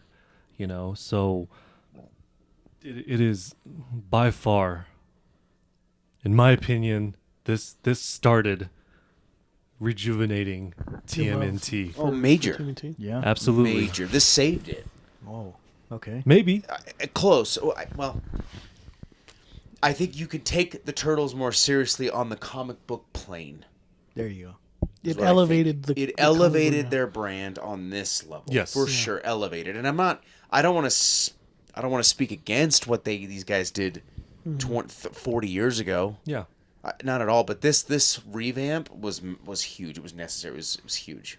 It injected life. It injected life, and like this is not a child comic book. This is a very adult comic book, but it's like enough to where you can enjoy it and still know it's the Turtles. It's not over the top. This isn't like Deadpool killing the Marvel universe. It's not like that, but it's definitely, it gives them structure. Yes. So like when you read stories like, I know we'll talk about Ronin later. To me, Right. that is the branch of this story. This is the inception of where we went. Absolutely. And Absolutely. it's interesting that you bring this up, the IDW one, and how you said like no one knew about it or not many people talked about it like yourself, because it is out. It did come out during that oversaturated era. It kind of like went almost under the radar a little bit, right? Because there's still a lot more that came out that wasn't so great. Oh yeah. Let's talk more about that, right? Or before we do, they were kind of on a hot streak, because after this they did release a new series on Nickelodeon. They were yes officially bought out by Nickelodeon, and No, they were bought out before. Were they? Yes. So Viacom, Nickelodeon bought them out. They partnered up with IDW. Really? Started 2011. Good call out. Good fix. I appreciate that. So you got it. Nickelodeon, Viacom. Let's just say Nickelodeon. It's easier. Everybody knows what Nickelodeon is. They saved this brand. Ooh, I agree with that, actually. Well, they kind of have some questionable situations. I'm not saying it was perfect, but they saved no, I agree. the name. I agree. They saved it. I mean, But let's get into the next part. Because It's an opinion. 2012 Nickelodeon, TMNT. This is what Eric has been waiting for. This is, in all honesty, That's not true. get out of here, man. You got me hooked on this series. Damn. You guys haven't watched it. I highly recommend it. I will tell you, and Eric's going to appreciate this too. Yes, the Fox box was good. Yes, you should watch it, but you should watch the series first. Don't even watch Foxbox. Just Get watch the Nickelodeon. fuck out Just of kidding. here, No. bud. Get the fuck out of Okay. here. Did you want to open up about how you feel about the 2012 Nickelodeon before we go? Amazing. I want to hear what you have to say about it. So I will tell you the first season is the weakest, but you have to understand it's character development, right? They're trying to establish the villains, the characters. They're bringing in villains right off the bat.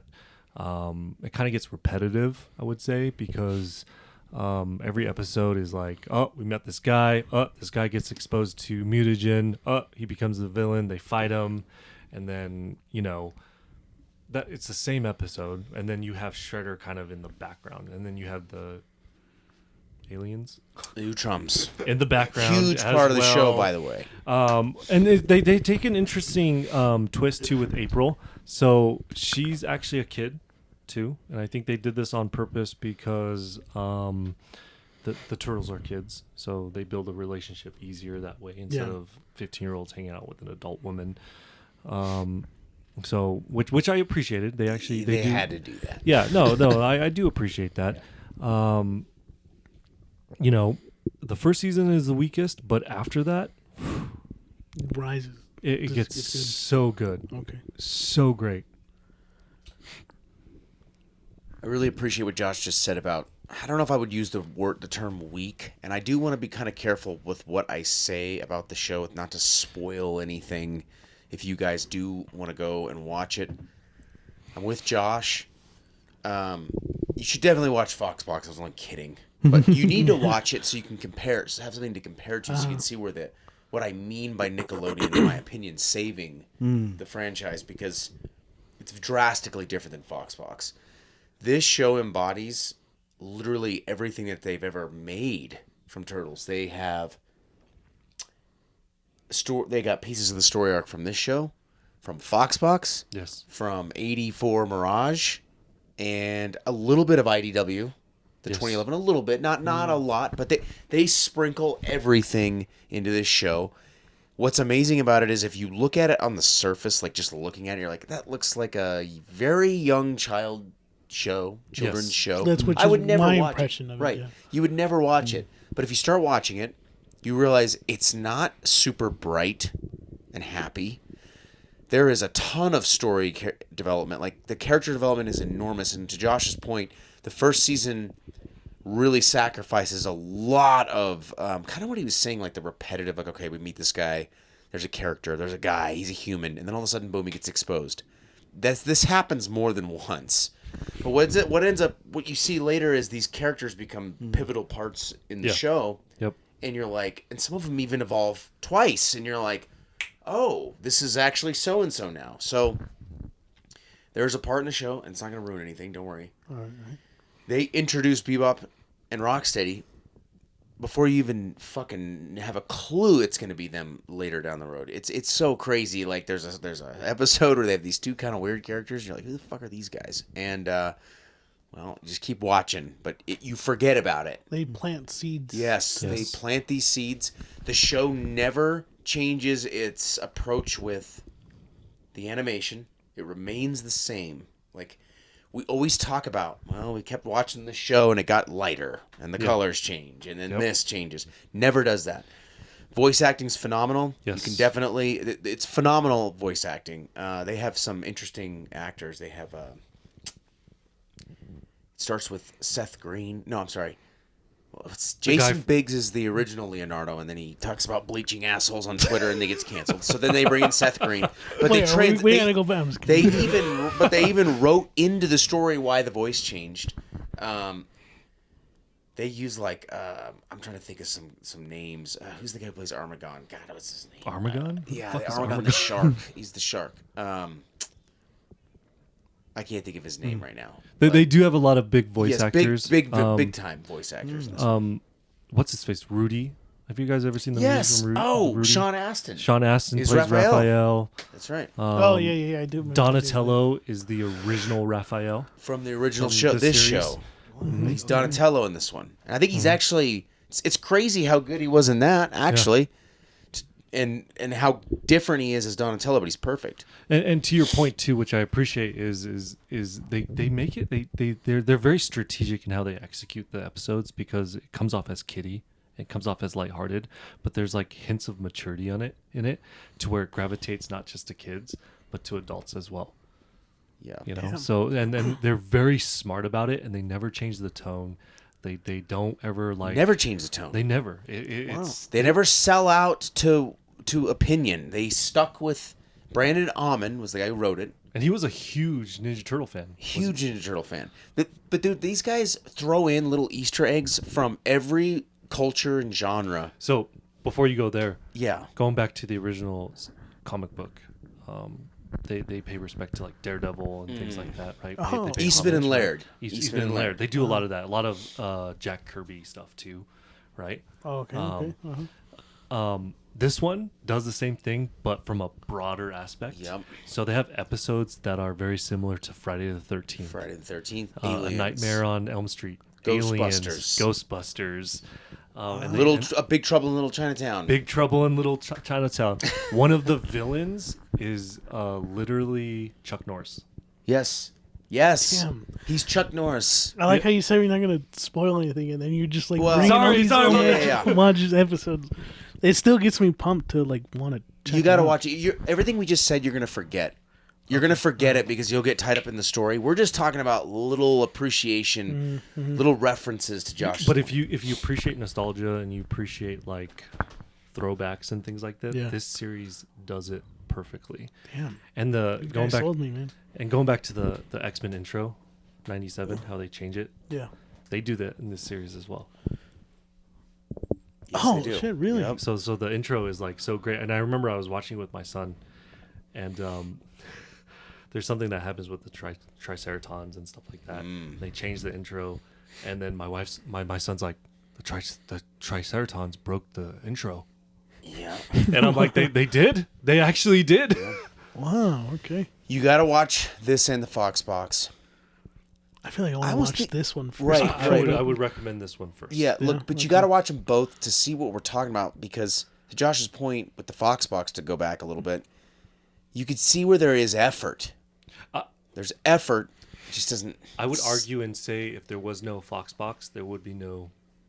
That's probably true. Like, you have to have like that low point to get back to the high point. because Fox Box does a lot of nostalgia, and they bring a lot of it together. They do the same thing too. There's you know how we talked about Turtles Forever? They do a little Turtles Forever episode. Yes, they do. God damn, okay. You got to watch it. It's they take a piece of every era that we've talked about and put it and incorporate it into this show. Every era. So Nickelodeon, thank you. I was thinking of Ron Perlman. That's what I was thinking of. Ron Perlman. Yeah, he does. Oh, I did hear that. Do you know who Peter Stormare is? Okay. Peter Stormare. He played Lex Luthor, right? Peter Stormare is in like a lot of movies with Keanu Reeves. Have you guys seen the movie Constantine? Yeah. Film? Oh, I know who exactly you're talking about. Yeah, he plays Lucifer. Yeah, at yeah, the yeah. end. So he's a voice as a character. Yeah, that's right. Lord Dredd. Yes, he does.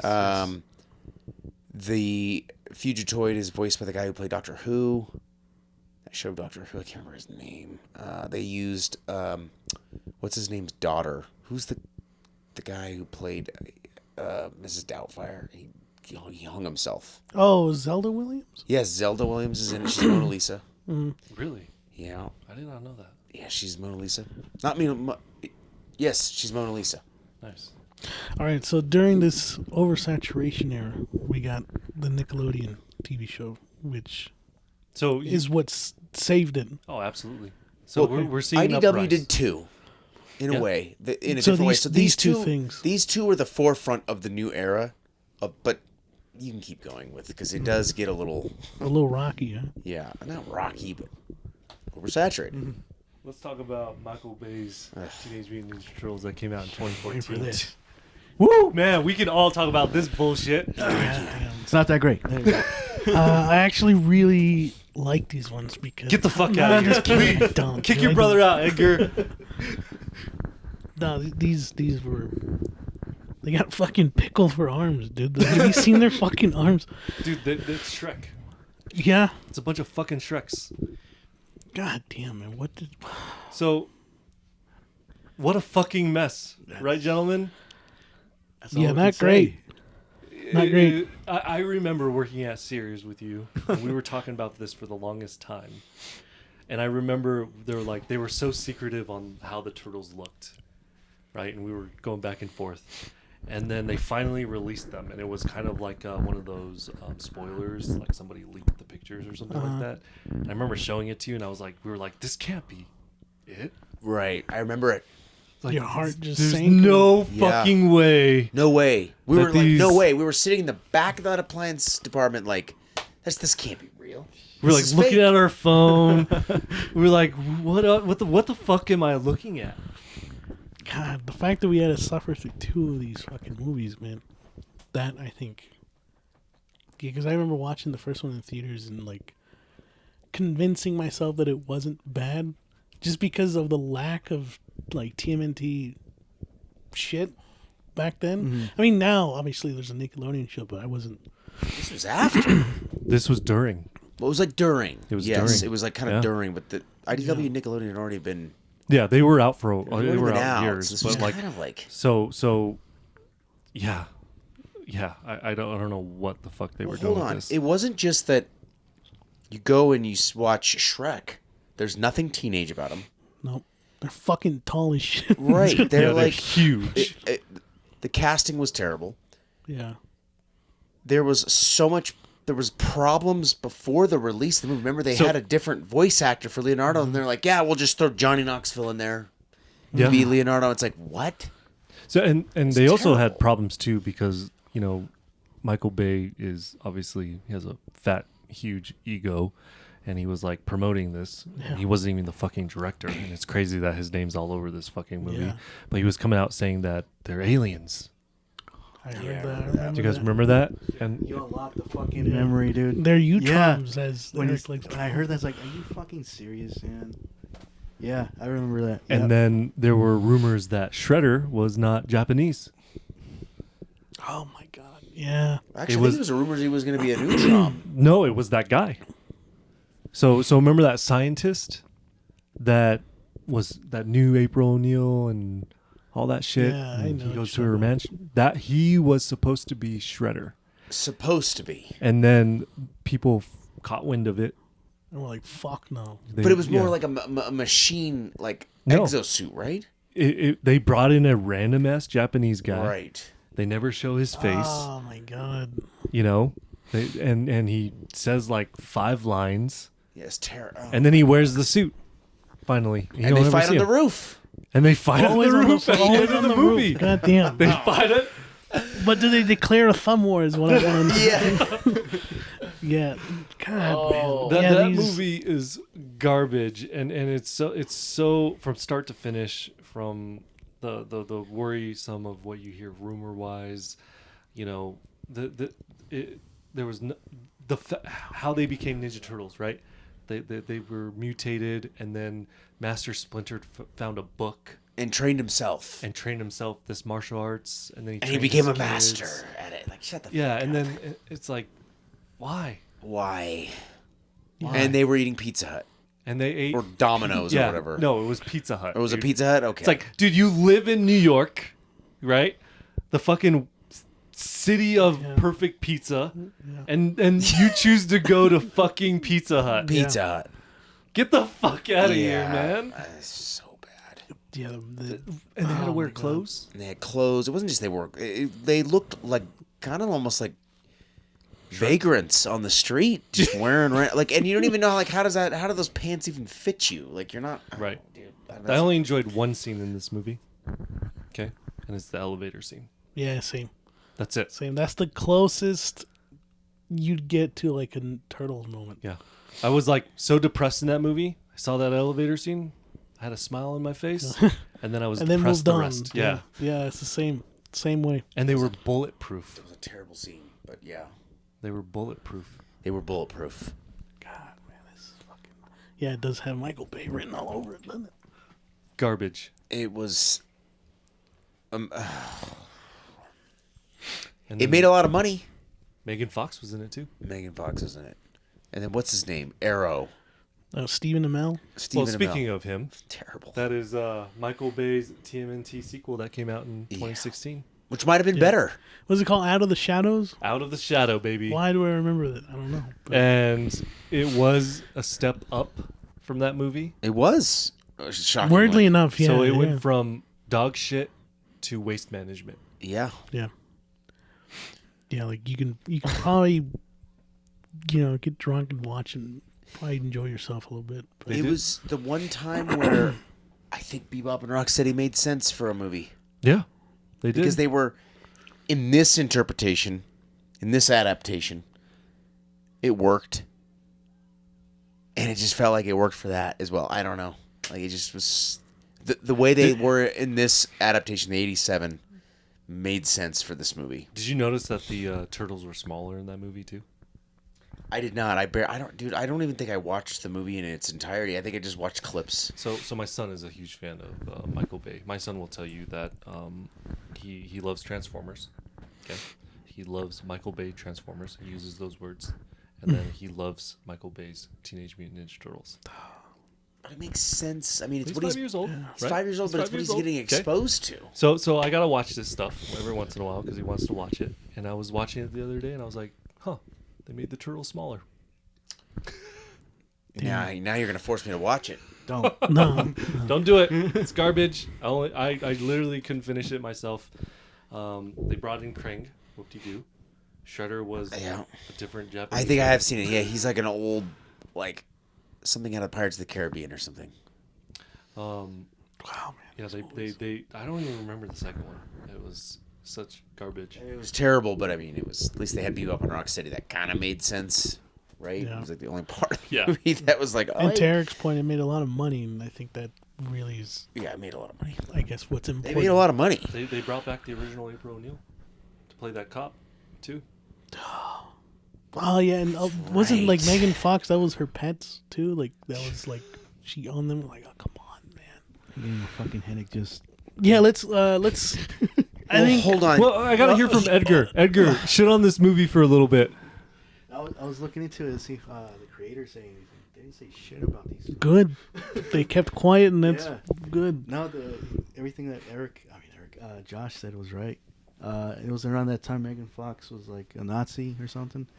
Is she not a Nazi now? Yeah, something like she agreed with Nazis or something, and they wanted to get her out of the film, and they couldn't do it because she already did the film. There was just a lot of controversy with actors and stuff like he said about being aliens. What a mess, man. Yeah, it was just a shit show of a movie. It shows, so like the Nickelodeon 2012, right?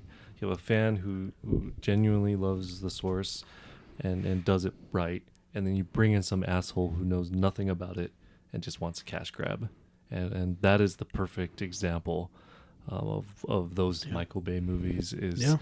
God, dude, it was. I don't know. I'm speechless. You're right.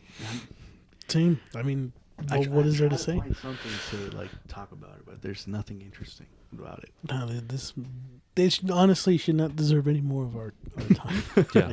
Fuck you, Michael Bay, TMNT. Jesus fucking Christ! All right, because it doesn't get better after this, what? gentlemen. What's next? The Nickelodeon 2012 TMNT was at an all-time high. It ended, okay, and it was on top, and obviously ended well. By the way, ended very well. We're not going to talk about extremely it. Good. Ended very great. Great way to end a send And off they the show. immediately make a new series called The Rise of the TMNT that came out in 2019.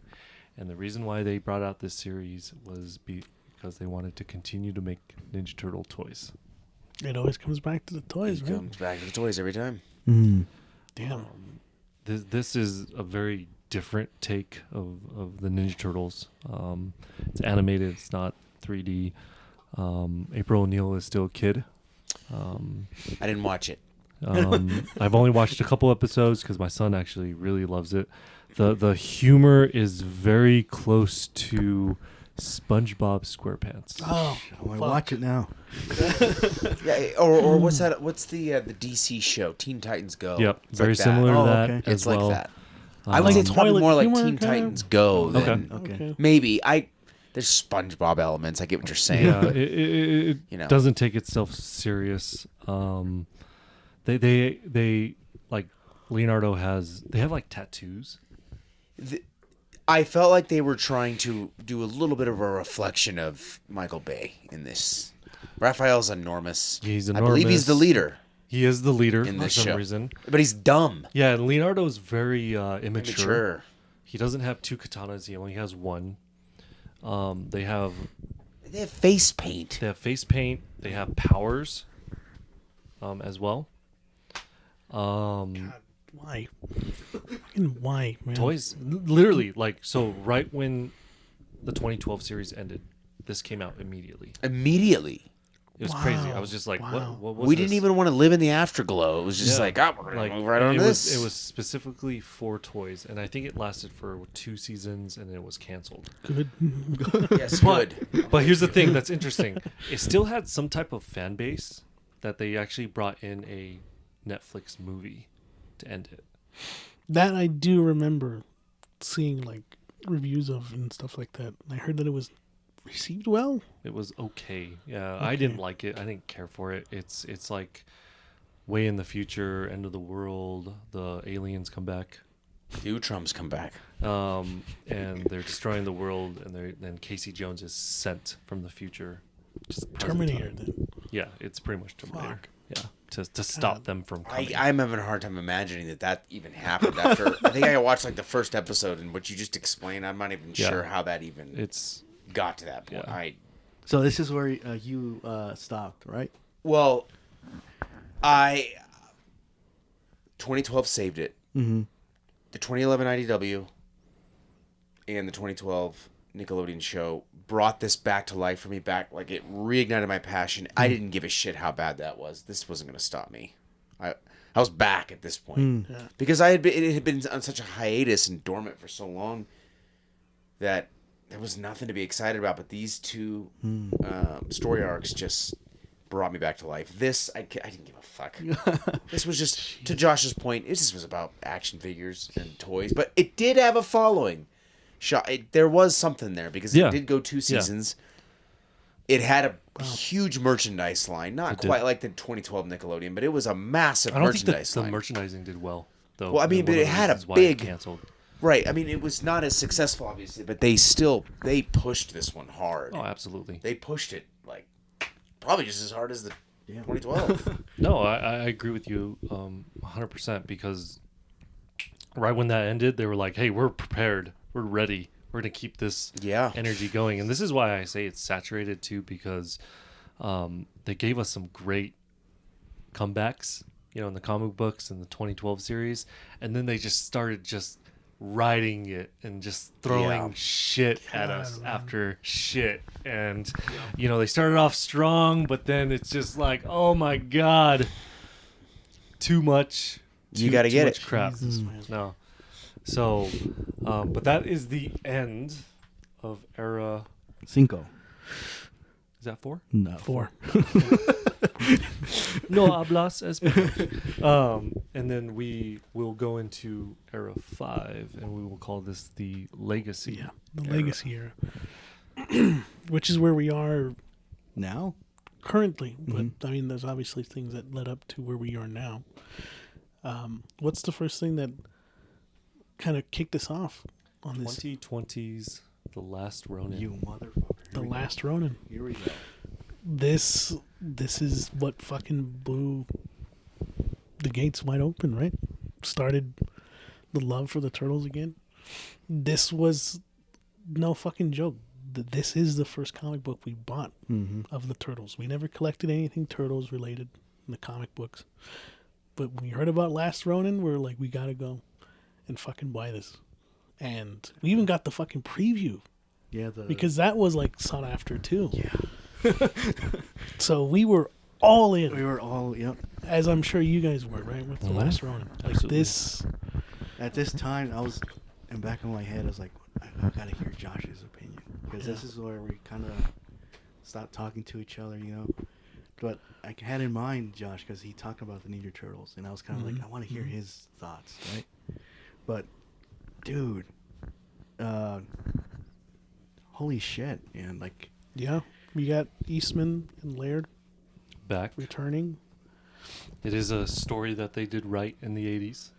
Yeah, and this was for adults. I feel like for 100%. the old 100%. old fans. You know, the artwork just returning back to. Absolutely. Is it fair that we can actually dive in pretty thick into this? yes, Since we've all read it. We could be here for a whole fucking episode talking about the Last Ronin. So you guys bought the issues, right? Yeah. Yeah. Do you have Yeah. first print? Yes. Yep. Beautiful. Yep. I just wish we got more like copies because, dude, We got not our only the first printing and all that, but like the covers to them were the great. covers were so Oh, great. 100%.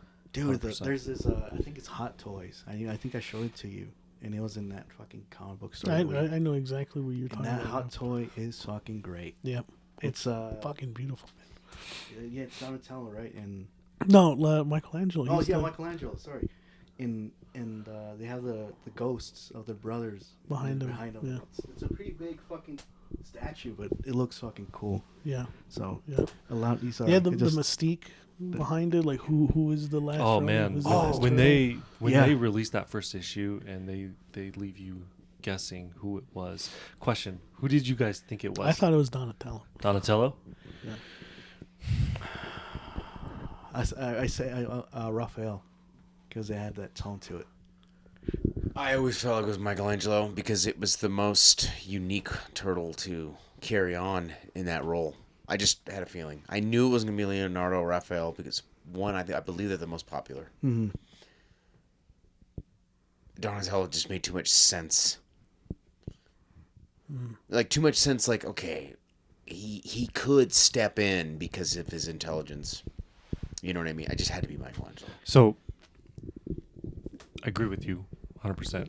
You know, do you mind if I talk a little bit about 2012's Ninja Turtles a little bit? Go A little bit. A little As bit. long as it connects to the last Ronin. Yes, it does. It kind of does because it kind of does Michelangelo justice because there is. So I thought it was Raphael. It made sense. The temper, yeah. all that Mhm. stuff, right? I agree with you 100% on that, Edgar. But it makes sense that it's Michelangelo because in the 2012 series, there is an episode where Michelangelo goes off by himself and he evolves into this like great warrior. And like the brothers are like kind of like, What the fuck? like, are you Michelangelo? But Yeah. he still is Michelangelo. But he's still Michelangelo, Yeah. but he's like put in a situation where he has to adapt and do all these things, and he's so great at it, you know, and it shows that out of all four of the brothers, when he is disciplined, he's actually, and the most focused, he can kick any of their asses. Yeah, he might actually be the most formidable, Yes. is what he proved. Yes. Despite being so Like a goofball. and- goofy. Yeah. He's like, he catches on all these little things, and he's like, he just adapts, and That's where my interpretation came from, was like, oh shit, you know, besides his immaturity holding him back and his lack of focus, you know, if he puts it together, he becomes the Kobe Bryant. fuck yeah, fuck yeah. So every turtle gets stomped on. How do you guys feel about each death? Do we elaborate a little bit on it? Sure. I was kind of disappointed with how I heard Raphael go. 100%. You have to 100%. refresh my memory because He was just a hothead. He just went in. So That's Because right. Okay, wasn't okay. it? it's Karai. Yeah. Well, didn't they attacked Splinter? Splinter, and And they they got pissed. He's like, "Fuck that! I'm gonna go on." I think he went on. No, did he go on his own? yeah, he went out on his own. I think he went on his own. Takes out the foot ninjas himself. Then he gets, He killed. gets killed. Yeah. He tackles Karai Yeah. as they're fighting. They end up actually getting into the water, Mm-hmm. and then he like stabs her, and then in the process of him stabbing her, she actually knives him through the throat. Yeah. And that part to me was like, I don't know if it just hurt and hit me that hard, or if I just was like salty, or if they didn't do it right. But that was like my least favorite. Well, it was the first death.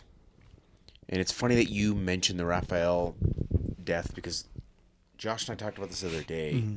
I think we both felt the death was maybe a little rushed, but if you kind of stop and think about it, I don't really know how they introduced the first death. You have to do it somehow. I think it could have been written a little differently, because it just seems like you're reading the story and he just runs off kind of randomly, and then they carry on as if they don't even know he's dead. Yeah. So it's a little bit Jarring, weird. like jarring. That's the one I would say that's a flaw.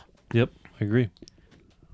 I would say that was probably the weakest point, but then I also think like it's just me being salty. I don't at think the same time. Death was like, look, him going out trying to take out Karai is fine. Yeah. I just think it's the way they executed that path to get there was not. Speaking of nostalgia, did you guys notice anything about Karai? No. In that book? Who does she? This is great. This is great. Who does Josh, she is a spitting image of Elektra. Oh, god damn. Yeah. She's wearing like a new gear. It's all red. She's wearing like a head bandana. She looks just like fucking Elektra. Holy shit. Another Yep. paying homage to where it all. Yeah. Yep. God damn. Next death is It's they're in the warehouse, right? And they get jumped. Baxter Stockman is like hooked up to some like motherboard or something, right? yeah, he's got a lot of power in this. Yes. This story. And they're sending like all these like robots or something, and then the ninjas are coming and things are blowing up. Yeah, there's a lot going on. I believe there's multiple kind of villain crossover going on at the same time, because he's not working with the grandson. No. Yeah, he's working with Karai. Hirotu, I think. Yeah. They're kind of like there's the power struggle. Right. It's a power struggle for the city. And This is Leonardo and Casey Jones get caught in the and then warehouse. it explodes. Yep. And then that's when they die. April O'Neil is sorry, who you said who dies again? That was Casey and who? Leonardo. Yes. Leonardo. Yep. The warehouse or whatever the building they're in blows up. They're dead. Where's Michelangelo at this point? Oh. He was with April? Yes, he's with April. I'm trying to recall. I was flipping through the pages. They're all off doing different. Yeah, they're off doing their own. Yeah, they're all trying to accomplish something to help take down, to defend the city, and they're kind of have their own role. And he's with April. And then he thinks that she dies, but it turns Right. out she actually loses a leg and an arm. Right. And then Donatello and Splinter go to Japan. Yes. To meet the Foot Clan. And there's supposed to be quote unquote peace. Yes. And it is not. And I think this is the highlight of the deaths, in my opinion. Agreed. You know, so obviously it's a they're there to kill him, you know. There's no peace. Splinter goes crazy. Obviously we see the highlight of Splinter and how great he is, and he's killing people, and then he just ends up getting slaughtered. There's just too much for him. What a way to kick this story off. Yeah. Like, when I read it, I was like, God damn. Wasn't it towards the end of the first issue, Michelangelo trying to kill himself, right? Or no? Yes. Because he failed his mission, basically, right? Yeah, so he goes in. That's why you think it's Raphael, right? Yeah. Because he's just like, I'm going to take them all on and I'm going to kill them. Yeah. So he sneaks into the city. The city's like enclosed. Shredder's grandson owns it now. Yeah, He oversees it. Roko Hurotu, Right. I think, or something like that. And Can't say the name that well, but and he gets close, but not close enough. And then he's like, I failed you.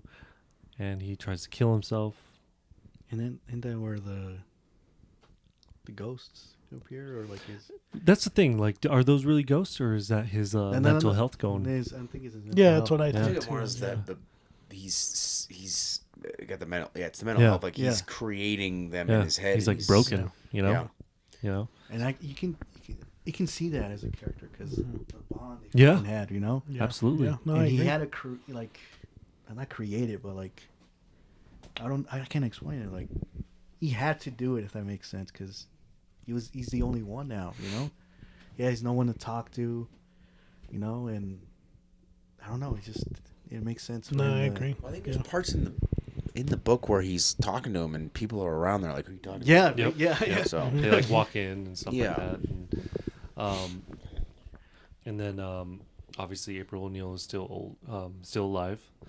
She has a daughter who has Casey. Yep. Who is also a mutant. No. Yeah. She's a mutant, you said? She's a mutant.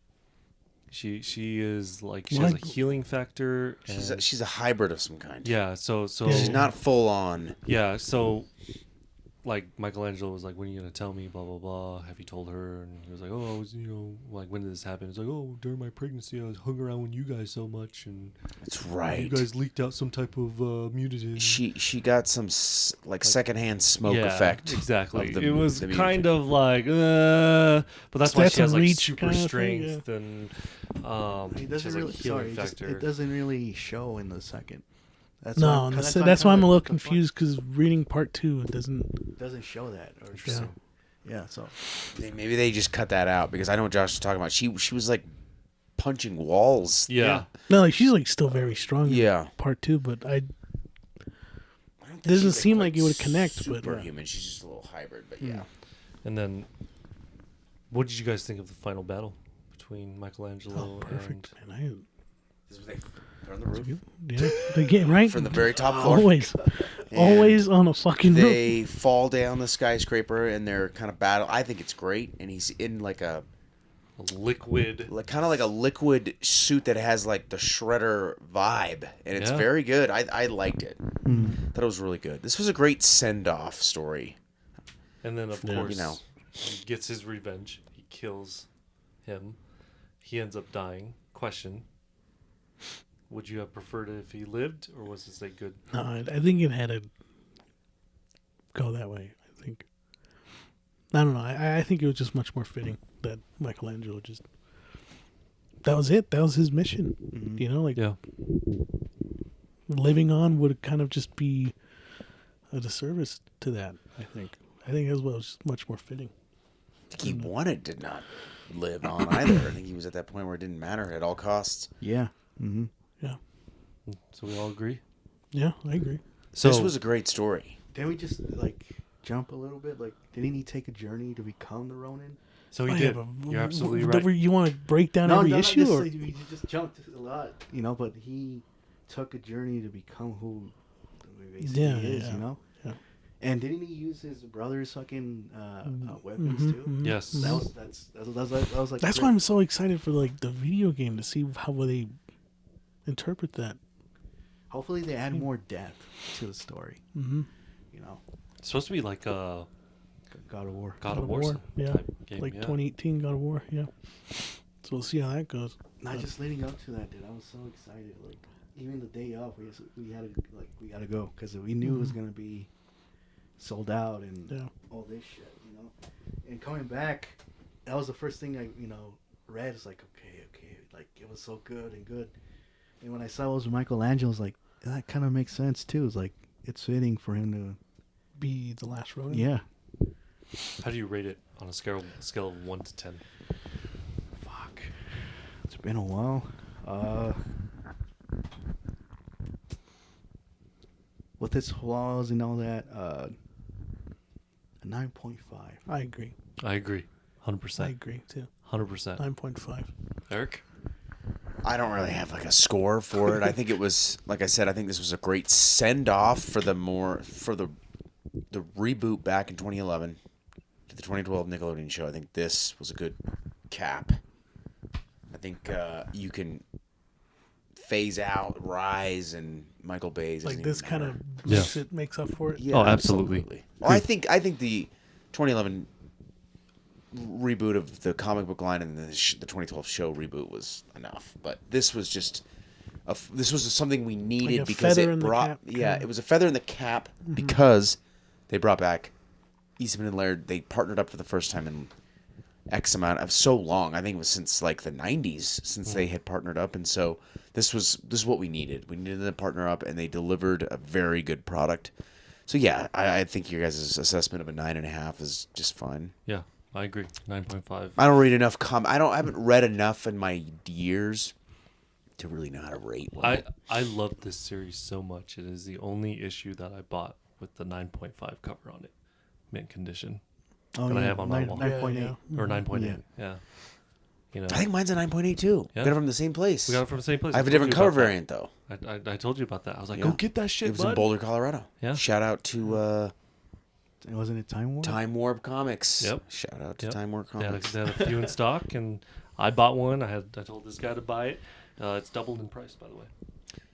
I'm sure it has. I fucking want to hit myself. I seen 9.9, so that shit. And it was in a recent price too. And now I'm like, It's only going to get more once the live action stuff of that comes out. Or was it live action? Or there's a animated? live action one. No, is it animated? I think it's live action. They're gonna HBO is doing a live action. So live series, action yep. and the game. And the game, so Yep. hold on to those copies. You if could want. tell this was written by Peter Laird and Kevin Eastman. You could just tell it did remind me a lot of the original work they did, but they just seemed more refined. Yeah. It seemed a lot more refined to me in terms of their storytelling. Like, yes, you could see their little flaws with the rushing of the death of Raphael. And then some of the, the weird stuff with April. But I think, like, you could tell it was them that wrote it. It just had that older, kind of darker tone, that more adult tone. It was not this is not a children's story. So, I'm going to stir the pot a little bit because I think it's such a fucking great story. Is it right or is it okay that they're continuing it, or should they have ended it the way it was? I think that this is yet to be, remains to be seen whether it's justified. You guys are reading it, right? Yeah, I think I'm in issue 3. How do you feel about it so far? I'm mixed, man. I'm mixed on it because I just got done reading issue 3 like a few days ago, and they have the new Turtles in this one, and I don't know if this is, I can't speak for Edgar, but for me, like, not even close to memorable. What do you These think? new Turtles, like the color palette they use for them, don't like it. I can't really, they don't have a personality to me, like these new Turtles. Like they all kind of blend in. Weren't they introduced in the last issue or something? Just as Turtles. Yeah, right. Yeah, and she was changing them. Yeah. I just can't, like, reading issue 3, I'm like, wait, who's that one? Who's that? And that's, I don't know. I can't. I am mixed on it. I thought it was gonna be it, right? The Last Ronin. I didn't think there was gonna be a sequel. When I heard there was, like, why? The Lost Years is fine. The Lost Years, that one's great. But the continuation is like, why? Re-Evolution is it? Why is it called The Last Ronin? That's my thing. There's no fucking Last Ronin. I don't know. Like you said, I gotta continue reading, but I don't think so far on issue 3. I don't think they should have continued it. Like, I can't gravitate to these new Turtles. I refuse at this point to read it because I No. want it to end. Yeah. Just have in your own head canon. I feel like it should have ended. With the first one. I can't. What do you think, Eric? I'm with you. It's over. It's ended. I'm not going to read it. Already hearing what Alberto's saying, I already know what he's saying is true. There's no identity. It's weird color palettes. But for some reason, I might end up buying the NECA action figures just because it's like, I got to have them. It's the collector. And the collector, and it's like, okay, I got to have these because they seem so out of place. Maybe not that popular, but then it's going to be like, I have this and you don't. And, I think the only reason... But yeah, story-wise, I'm done. Is I'm not liking it. It's just, it's too slow right now. It's way too... Issue 3... Well, I mean, well, hold on.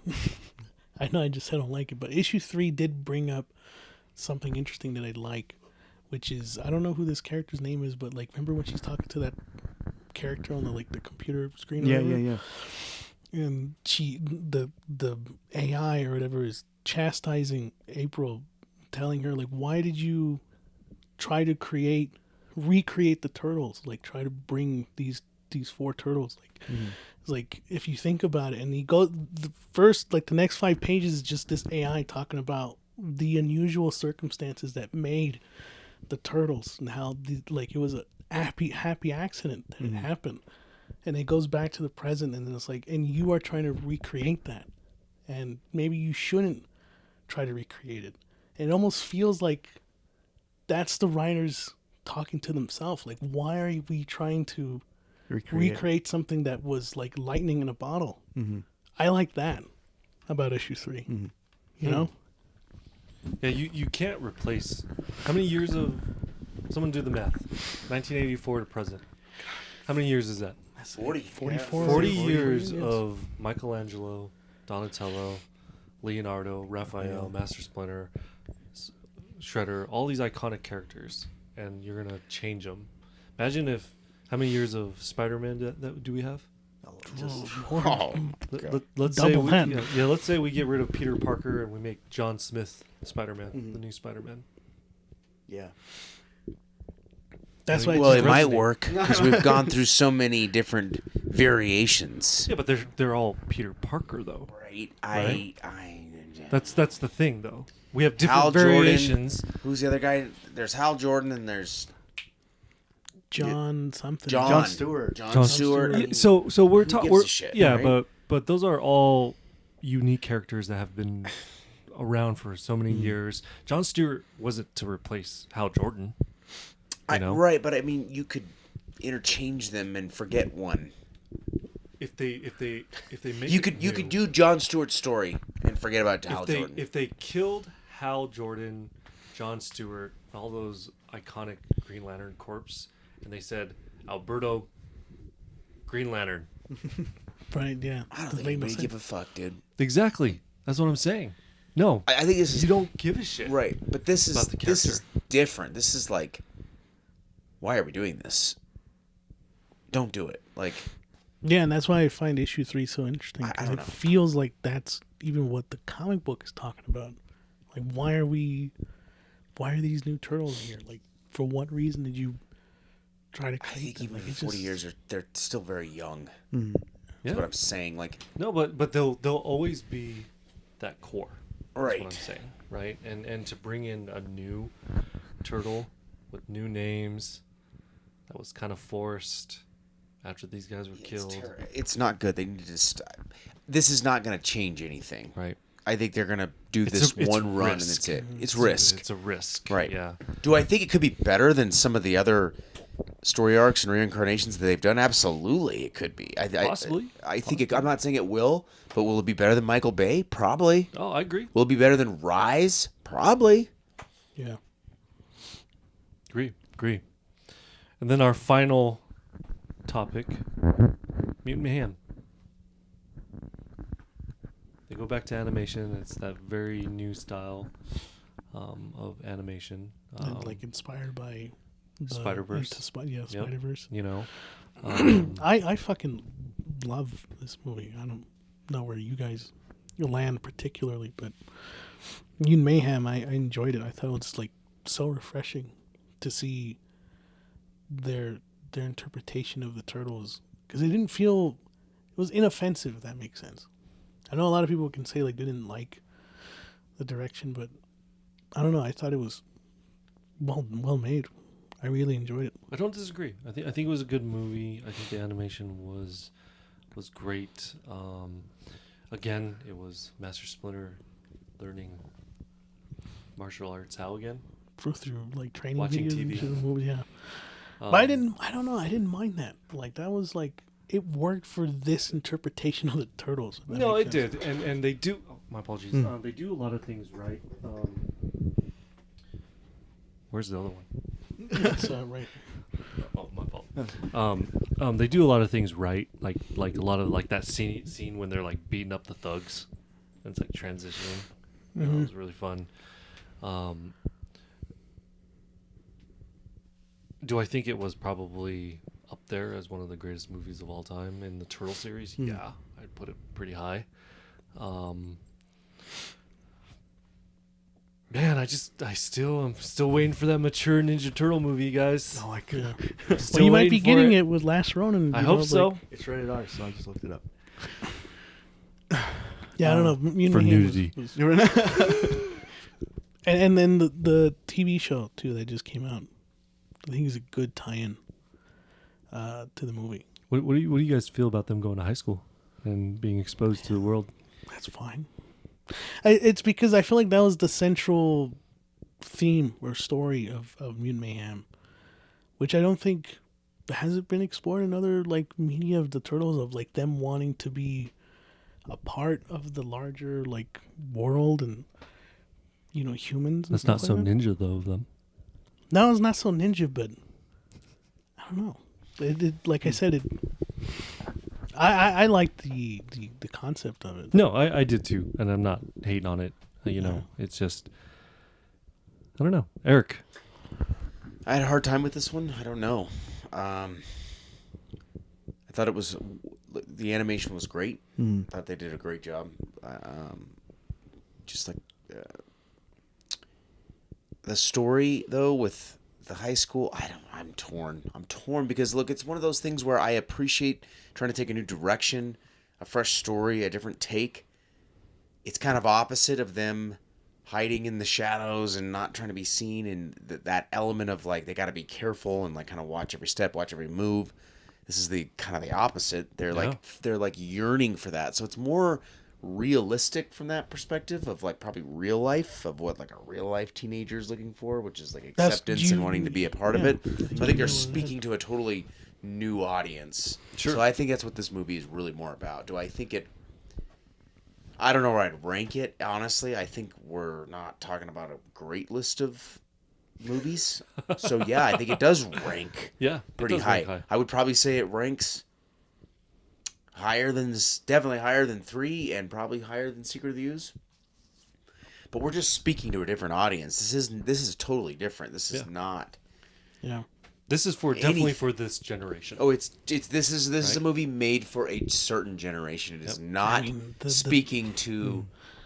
This is not speaking to the long life TMNT diehard, the fans, the ones that that want to dive into like the past, the lore. Like what we're doing right now, it was not targeted for us. Fair enough. So no, you just nailed it. No, I agree, but it's like. You see the jokes in the movie. It definitely feels like Gen Z, like humor, like shit that you see on TikTok. And it makes sense. Like throwing up and the rainbows. Like I ate that, no crumbs. Like that's something that like is slang from Gen Z, and it makes sense that they have teenage kids voicing the turtles and all that kind of stuff. It's like we've seen the ninja part of the Teenage Mutant Ninja Turtles. We've never seen the Teenage Mutant Ninja part. Like that, that's a good argument. That's a good argument. That's the angle that they were coming from. It's like, dude, that's the fucking name. It's Teenage Mutant Ninja Turtles. Why is it called Teenage Mutant Ninja Turtles if you guys want it to always just be about like the ninjas? Like, let's explore them them being teenagers. I think that's why I knew what it was about. I knew its intent, and it just landed with me. Like I enjoyed it, So I appreciate that. Like I'm gonna pull a Josh here. Did you catch the reference they did to Shrek? Oh yeah! They all look like yeah. Oh, they do, don't they? Yeah, like when they these little Shreks. I like the part shitting where on Michael Bay's. Fuck you, Michael Bay. It feels like improvisation when they're fighting in the garage, and I like the part where like. Leonardo keeps getting hit by shit. Like, guys, stop throwing stuff at me. Like, they don't know how to coordinate yet as a team. Yeah. It's like, I don't know. I thought it was like, this is what I'm waiting for. Yeah. I liked it. It was good. What was that joke when they go to the high school? It's like, oh, I can put my name here. Or, Nardo. You can be Leo, and then your last name be Nardo. Nardo, yeah. I know. That was cool. So, spit it out, gentlemen. Since we're on the movie aspect, top 3 Ninja Turtle movies of all time right now. Rank them. Top 3? Top 3. Just Secret of Ooze, Mutant Mayhem, 1990. Wait, in that order? Yeah. Wait. Okay. Secret of Ooze. That's 3, right? Yeah. That sounds like Edgar's top 5 horror movies. Go ahead, Edgar. Hey, I'm gonna stand by it. I don't give a fuck. It's yours, man. 3. I think it's the same. Yeah, right? Yeah, because the other ones is just like I haven't seen the 2017, the 2007 in a long time, so I can't rate it. Michael Bay, fuck that. number one has to be Last Ronin, even though it's not out yet. Last Ronin. It could be shit, guys. It could be shit. It's okay. I kind of like that. I do like it too. I appreciate that he's kind of being honest. Like, it's hard to rank these movies. Yeah. Rank them. Oh, God. 90? You're actually going to say 90. I'm going to say 90. Wow. That's 3? It's 1. A 1. Wow. 90 will be 1. And that's only because now, what I know now. Mm-hmm. And looking back, and when you look at the journey of Kevin Easton and Peter Laird and everything they've gone through with selling out, quote unquote, to where they started to selling out to kind of circling back. Yeah. I'm going to go 90.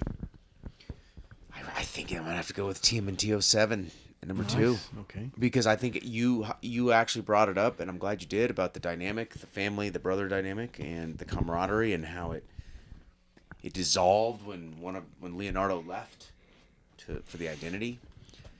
I think I will go with Mutant Mayhem at 3. Nice. Secret of the Ooze at 4. I'm going to have to put Michael Bay's at 5 and 6, and then TMNT 3 at dead last. Dang, I would put TMNT 3 over Michael Bay. Wow.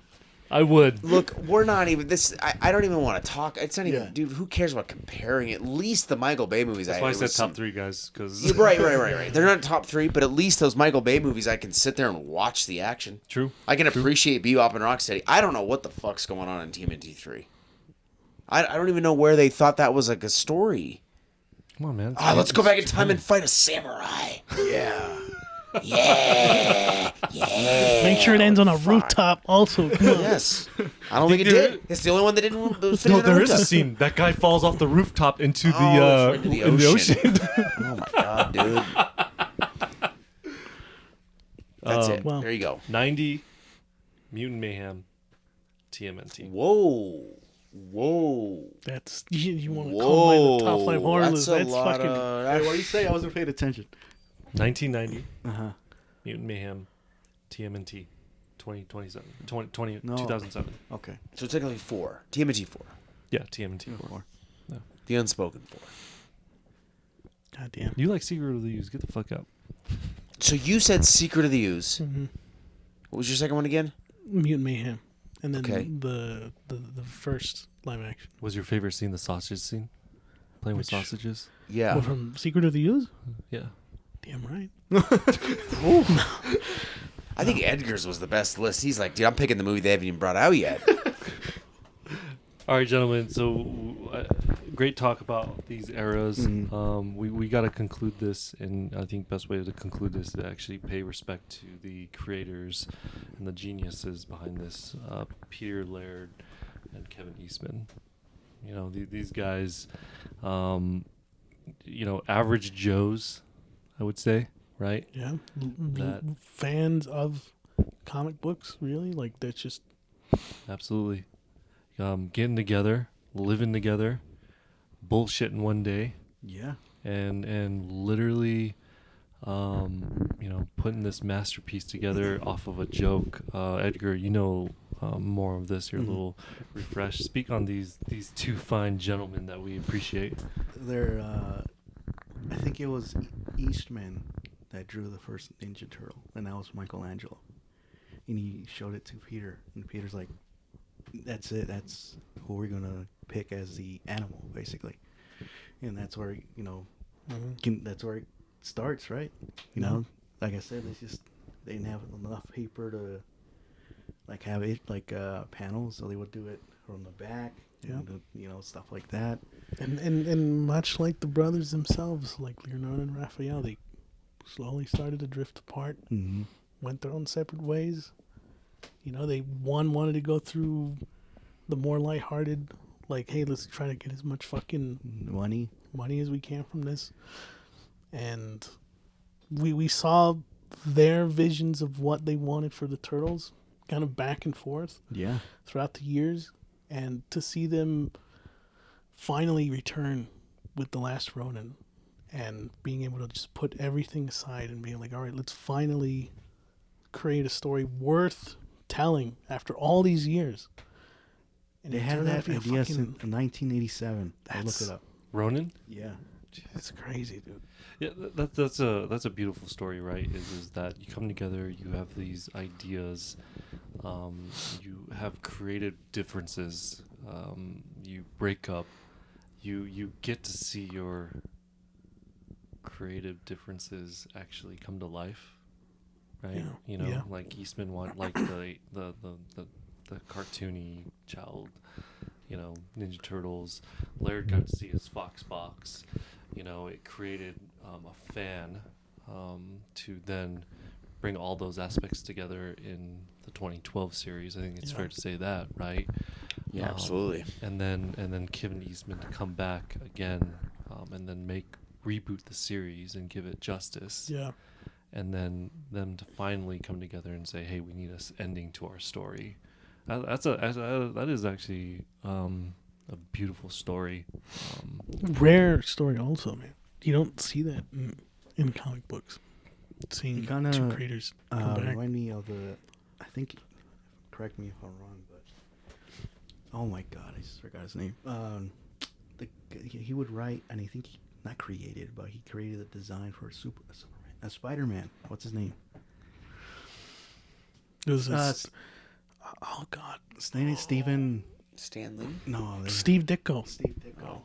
Him and Stan Lee had the same relationship with Eastman and Peter. They would fight but we never what they got wanted to do with the character. We never got to see them come together, and Yeah. I think that's what makes it so special with this Eastman and Laird. Yeah, they finally buried the hatchet, and finished that story that had been sitting there since 1987. And I mean, as we're sitting here today talking about it, it proves that the Turtles will always be a part of our lives, one way or another. Josh showing it to your son, and it's like just carries on. Like it will never, they'll never die, dude. I think the Turtles will always return, one way or another, And shit, we'll see where the future holds. They go to space this time, and they fight the U-Tron. So we'll see where that. I think Eric is fucking done with that. Yeah. U-Tron. Yeah, this has been a great episode. Thanks for anyone who's listening at this point. I mean, we covered a whole bunch of Teenage Mutant Ninja Turtles, so hopefully you guys enjoyed it. I enjoyed it. Thank you, Eric, for being a part of the episode. Josh, as always, it's a pleasure. Again, from the beginning of the show, like and subscribe, follow us on our socials. This has been Two Brothers and Friends. We'll see you guys on the next episode.